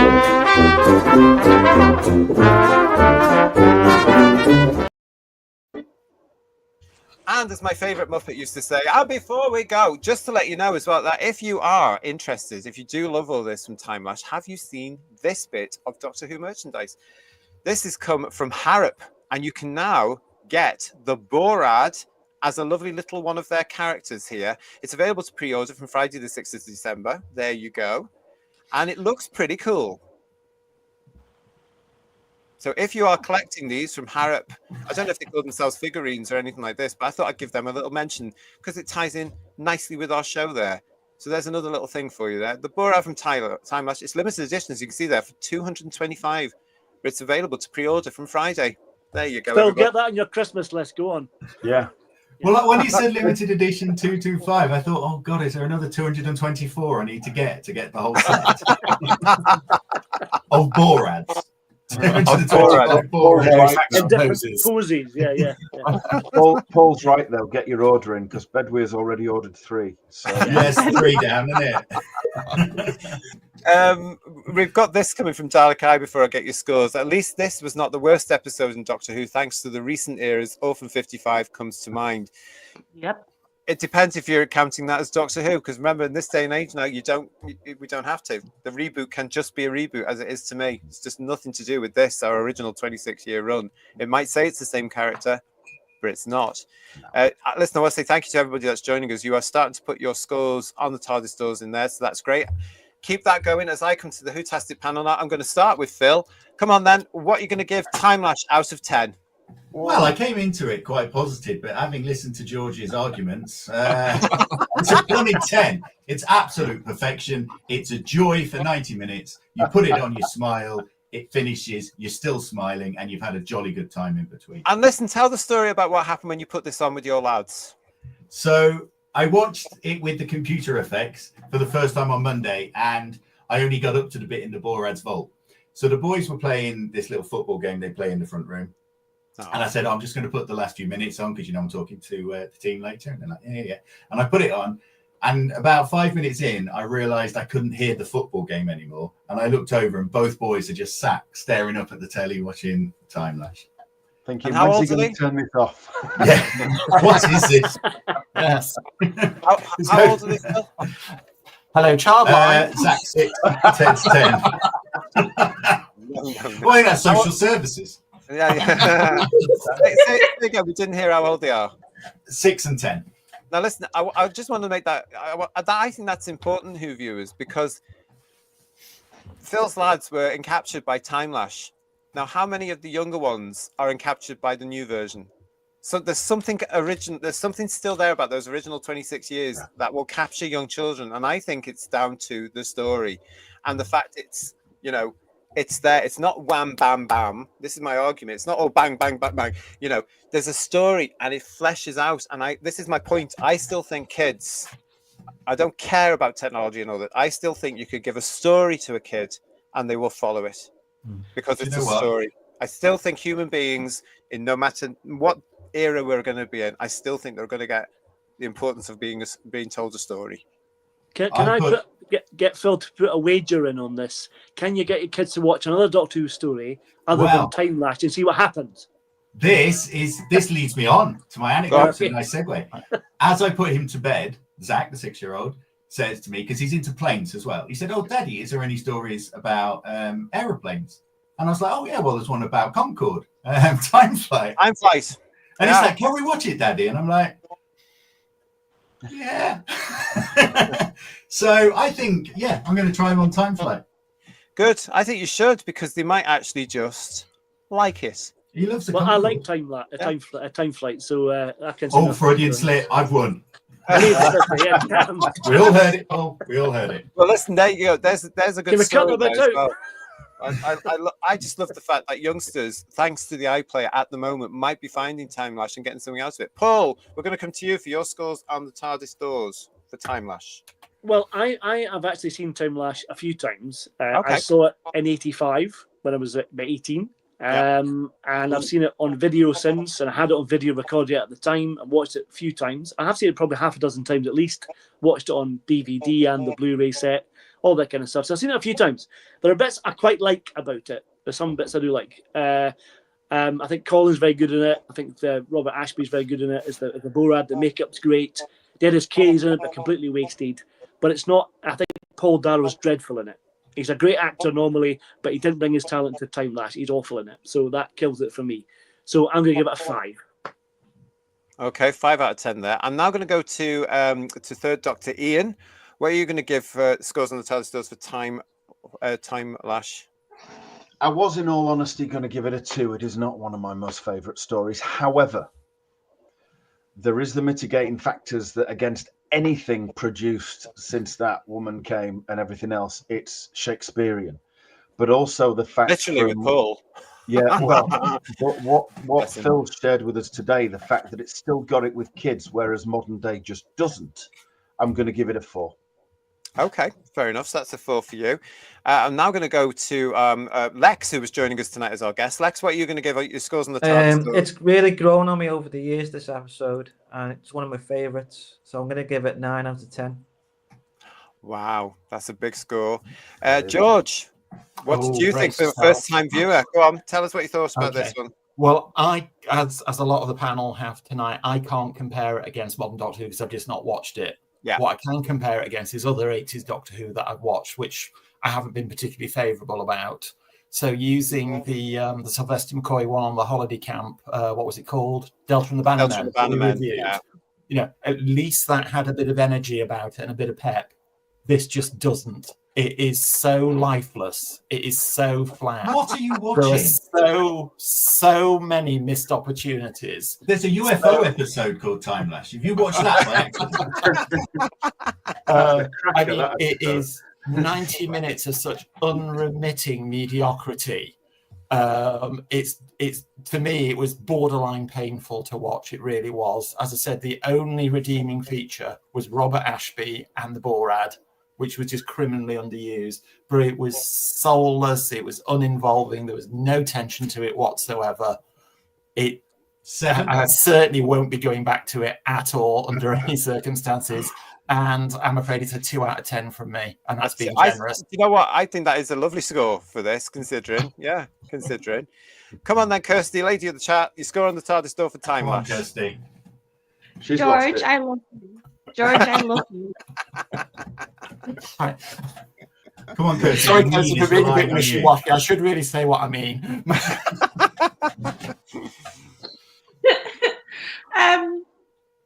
I need to watch it again when I'm not choked at my eyeballs and cold and flu pills. But I actually thought it was absolute. I'd watch this again.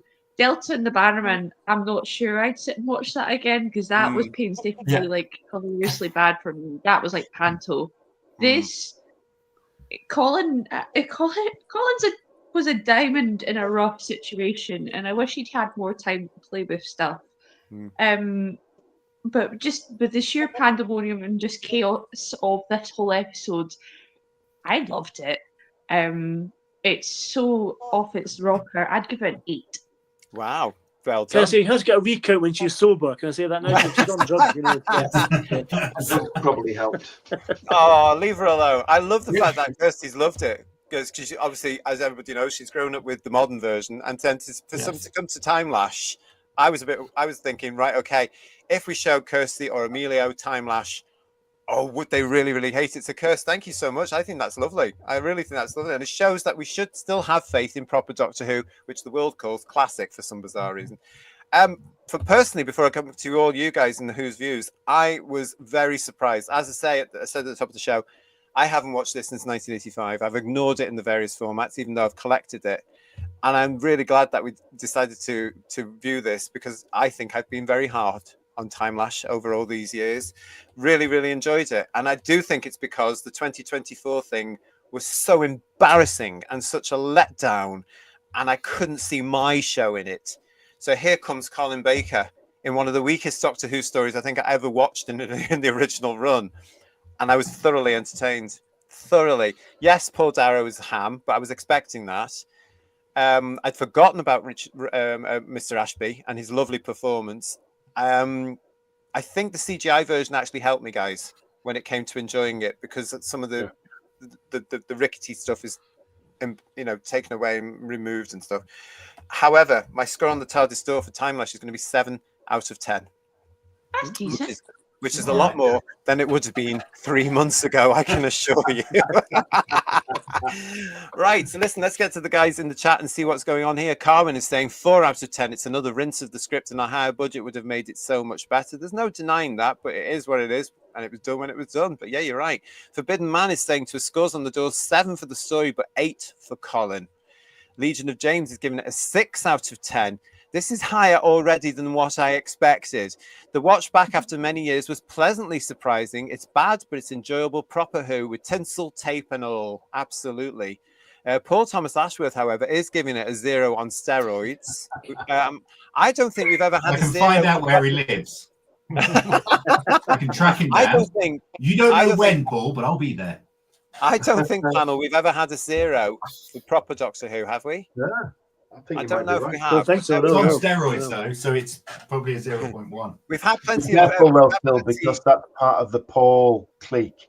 So he has. Oh God, yeah, you upset one, Paul. Yeah. They're all on you. I take it back, Paul. It's all right. So it's fine. It's all right. But still, it's fine. It's absolutely fine. We've had plenty of 0s for the new stuff, but that's all right. It's great there.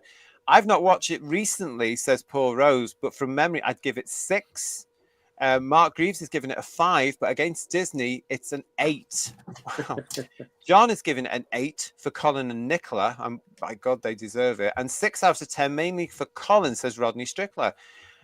Kirsty, you see, this is it. You know, Colin could have gone on to be, in his original 7-year plan that he had personally, God love him, he could have been a great Doctor. He could have been up there with Tom. You know, from what we're getting here. We've got Dalek Eye also giving it 6 out of 10. Loved Colin, but not much else. And Raymond Williams giving it a 5 out of 10. It's average, and that's a high score these days. Yeah. Komodo, 7.5 out of 10 for sheer entertainment and a proper Doctor. I will definitely re-watch. Michael, hello, Michael Q. I gave Timelash 6.78 out of 10. Good story, but I'm not a fan. Mudcrab is saying, well, with the scores, I can't really defend the tinsel, and some of it was padded, but 7 out of 10. Absolutely.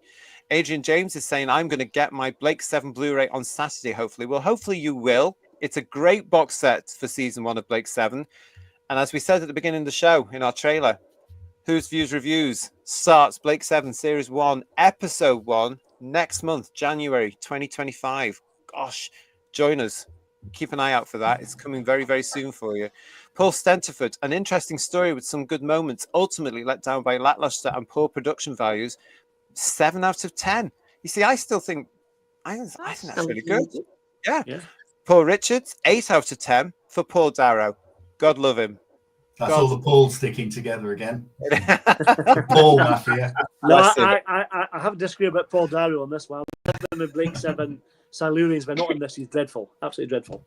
Yeah, and he knows it as well, doesn't he? Yeah. I believe he said on one of the Blu-ray things, I haven't seen it yet, there was an interview with him from back in the day, of course, and he says maybe I went a bit too far or something in Doctor Who. I mean, that was the thing about Mr. Darrow. I never met him, but I did hear from people that did. He was great at looking back, saying, Well, even in later Blake 7, when he camps it up a bit more, he gets away with that because he's good at that character. Yeah. It doesn't really work, you know. No, Richard III in Doctor Who's never going to work. Even if it was Richard III, it's not going to work. We've got this one, 8 out of 10 from Kester Drone. That's really good. And Yokai 63, 6 out of 10, mostly for the team up of the 6th Incarnation and Herbert. Legion of James is adding to us here. I generally think it's the story and the characterization and performance of the Doctor that makes Proper Who still a draw to the kids. My nephew, who's 11, is now nearly finished Tom's run, having finished John's. Wow. That's what I like to hear. Isn't that great? And what 2 massive Doctors to give them to start with. John and Tom, one after the other. Now they can go and look at the others if they want to. You know, I mean, how wonderful. Yes, Paul Richards, you may think this, but we couldn't possibly comment. And then we've got here, because Rose is here, I'll say Paul Richards Rose is saying to us, you've got gold in classic Doctor Who, in New Who you have a handful of dog. Beep beep. There we go. And Julianne is with us. Julianne Goodwin has been with us saying it's a 5. Colin is undoubtedly the Doctor and much better than anything from RTD2.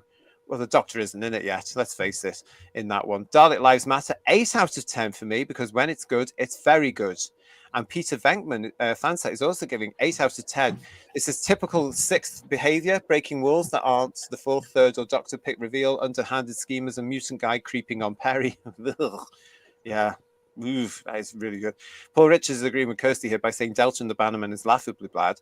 If you want to see what we thought of Delta and the Bannerman, we reviewed it earlier in the year. It's on our playlist. Go and have a look. I'll put it in the I chat. have to disagree. It's superb. Superb. It's Love it. glorious. Yeah, You see, one man's time lash is another man's Delta. exactly. You can't, you know. But we're right and Phil's wrong. Utter drivel. Delta and the Bannerman is utter pants. It's it's tedious. It's just the worst. Yeah. Listen, At least it's reviewers, got pep, as George said. So there we are. wait until we get to Time Flies. Honestly, goodness me, wait till we get. I to haven't that seen one. that in years. I can't wait, actually. I love that's Time another Flies. one I haven't seen in years either. Mudcrab is saying, "Was just musing how the story would have worked in a traditional 4 times 25-minute format. Probably better. Yeah, Probably. It probably would have been better as 4 25 minutes in the old format because Or 2 25-minute episodes. maybe. But or the like thing with Mission to Unknown, just one. That'd be fun. the thing with the 45-minute series for 22 is they didn't know what they were doing. And so what they did is they just went the traditional way and say, let's shove 2 episodes together. That's one part. Where of course they should have taken, in this sense, the American plot of saying 1 episode, like RTD did when it came back. 1 episode per 45 minutes is 1 story. Because in Colin's season 22, had they done it that way, we would have 14 stories for Colin. Near enough. You know, They couldn't afford it, though, could they? With different sets and different, stories and stuff. Of course they couldn't. But Yeah. had this been done in 4 25 minutes, I think it possibly would have worked better. Yeah. They I could think have there tried is to be a bit clever, though, couldn't they? And done like an Ark in Space and Revenge of the Cybermen, revisited somewhere at different times, so reused a set Yeah. 2 or 3 times. Yeah. I must Phil. admit, I prefer Resurrection in a 4-part version to the 2 50-minute ones. It flows much better, I think. Yeah. You see, but this was the thing. Back then, they just didn't know. This was new, wasn't it? I mean, the 45-minute sections were new. It didn't work. Well, it did work for me. I think it works quite well. They just needed to tidy it up and think out of the box. I mean, hindsight again, everybody. It's a beautiful thing. Stephen Braddock. I love the Doctor in this story. I love H.G. Wells. Went on an adventure with the Doctor. The Borad makeup was superb. I really enjoyed the story. It's proper Doctor Who. 8 out of 10. Listen, this is fantastic. Good man. Derek Hart, good evening. Hello, Derek. I remember a lot snagging for Timelash, but considering lacking on special effects and on stage to compare the new Who, this is better than Space Babies. I totally agree. As I say, I would rather watch Timelash any day than this nonsense from 2024 any day. And I'd be very happy with a cup of tea. If Space Babies had the Sugar Babes in, would that be a different score? I haven't seen Space Babies. From everything I've heard about it, though, the test card would be better than it. Listen, you're not a fan of Timelash. Timelash is infinitely superior. Yeah, I can tell you. Honestly, It really Mark is. Milford, you need 7 to out mind of the 10. scores for that one if you saw it. Mark is giving it a 7 out of 10, saying it's more like Whiplash. There were lots of these things going around. Remember in the wilderness years where we got brave and we're calling Timelash all sorts of things. I remember some of them being very, very funny. Let's have a look. What else? Oh, thank you very, very much. Yes, Garbage. There are 8s in there. Isn't that fantastic? Any more for any more in the chat? Let me have a look. Colin's Doctor would have been great in Delta and the Bannerman, said Dalek Lives Matter. Can you imagine? And Peter Venkman fansite is saying, I've just rewatched Time Flight last night, right? Somebody sent some medication over. We'll wait till we review that one. I'm actually dreading that one more than Timelash. Yeah, we've got this one here from John Henson. Hiya, John. Colin, excellent. And he rises above the coat, the question mark collars, and the overbright set, 7.5 out of 10. Yeah, thank you so much, John. Thank you for that. Right, I'm going to call it on the marks in there for everybody. Thank you so much for all your marks out of 10 for scores on the TARDIS stores. Wow, Timelash did better than I expected it to. That's brilliant. Me too. Yeah. That's amazing. They are quite good scores. They're about average scores, I would say. So again, if Mr. Baker is watching, because of course, for years, Doctor Who Monthly's votes put Timelash right down there, didn't it? Right down at the bottom. Whose Views has just proved something a little bit different. It's not that bad. So I hope that word gets back to Colin. There you go. So I'm really pleased about that. And I think it's just simply, as I say, because of what's happened this year. Brilliant. Brilliant, brilliant, brilliant. Listen, guys, I hope you've enjoyed that. Phil's gone off, obviously. He knows he was defeated about Delta, so he's But Lex, thank you for being our guest on this chat. I hope you enjoyed this. Thank you for joining us. Thank you. And yeah, it's lovely to see you, and thank you for coming on to join us for this one of your favourite stories, Timelash. And have a happy rest of the birthday to you. Thank you. And thank you for that. So nice to see you, and thank you for your support when you're in the chat as well. Really appreciate it. Yeah. So that's it, everybody. Thank you for joining us tonight. Thank you to Phil, to Paul, to Kirsty, to George, and to Third Doctor Ian as well. Thank you. Next week on Who's Views Reviews, just to let you know, something a little bit different because it's that time of the year now. Because if it hasn't escaped your notice, it is Christmas coming up. Next week, we're going to be celebrating 40 years of a children's BBC classic. Join us as we delve into the box of delights. It's going to be an interesting one. I know it off by heart. Some of the panel have never seen it before. But come and join us next Wednesday live at 8 for the Box of Delights, starring, of course, our very own Patrick Troughton. What a performance that is. More of that coming up. We'll be back on Sunday for headlines as usual. So we'll see you for that. Again, to the panel, thank you so much. Thank you. Thanks for having me. Until then, we see you next time. Well done to Timelash. Not as bad as we were all expecting. Ta-ra, everybody. See you soon. Good night. Bye-bye. Bye. Bye.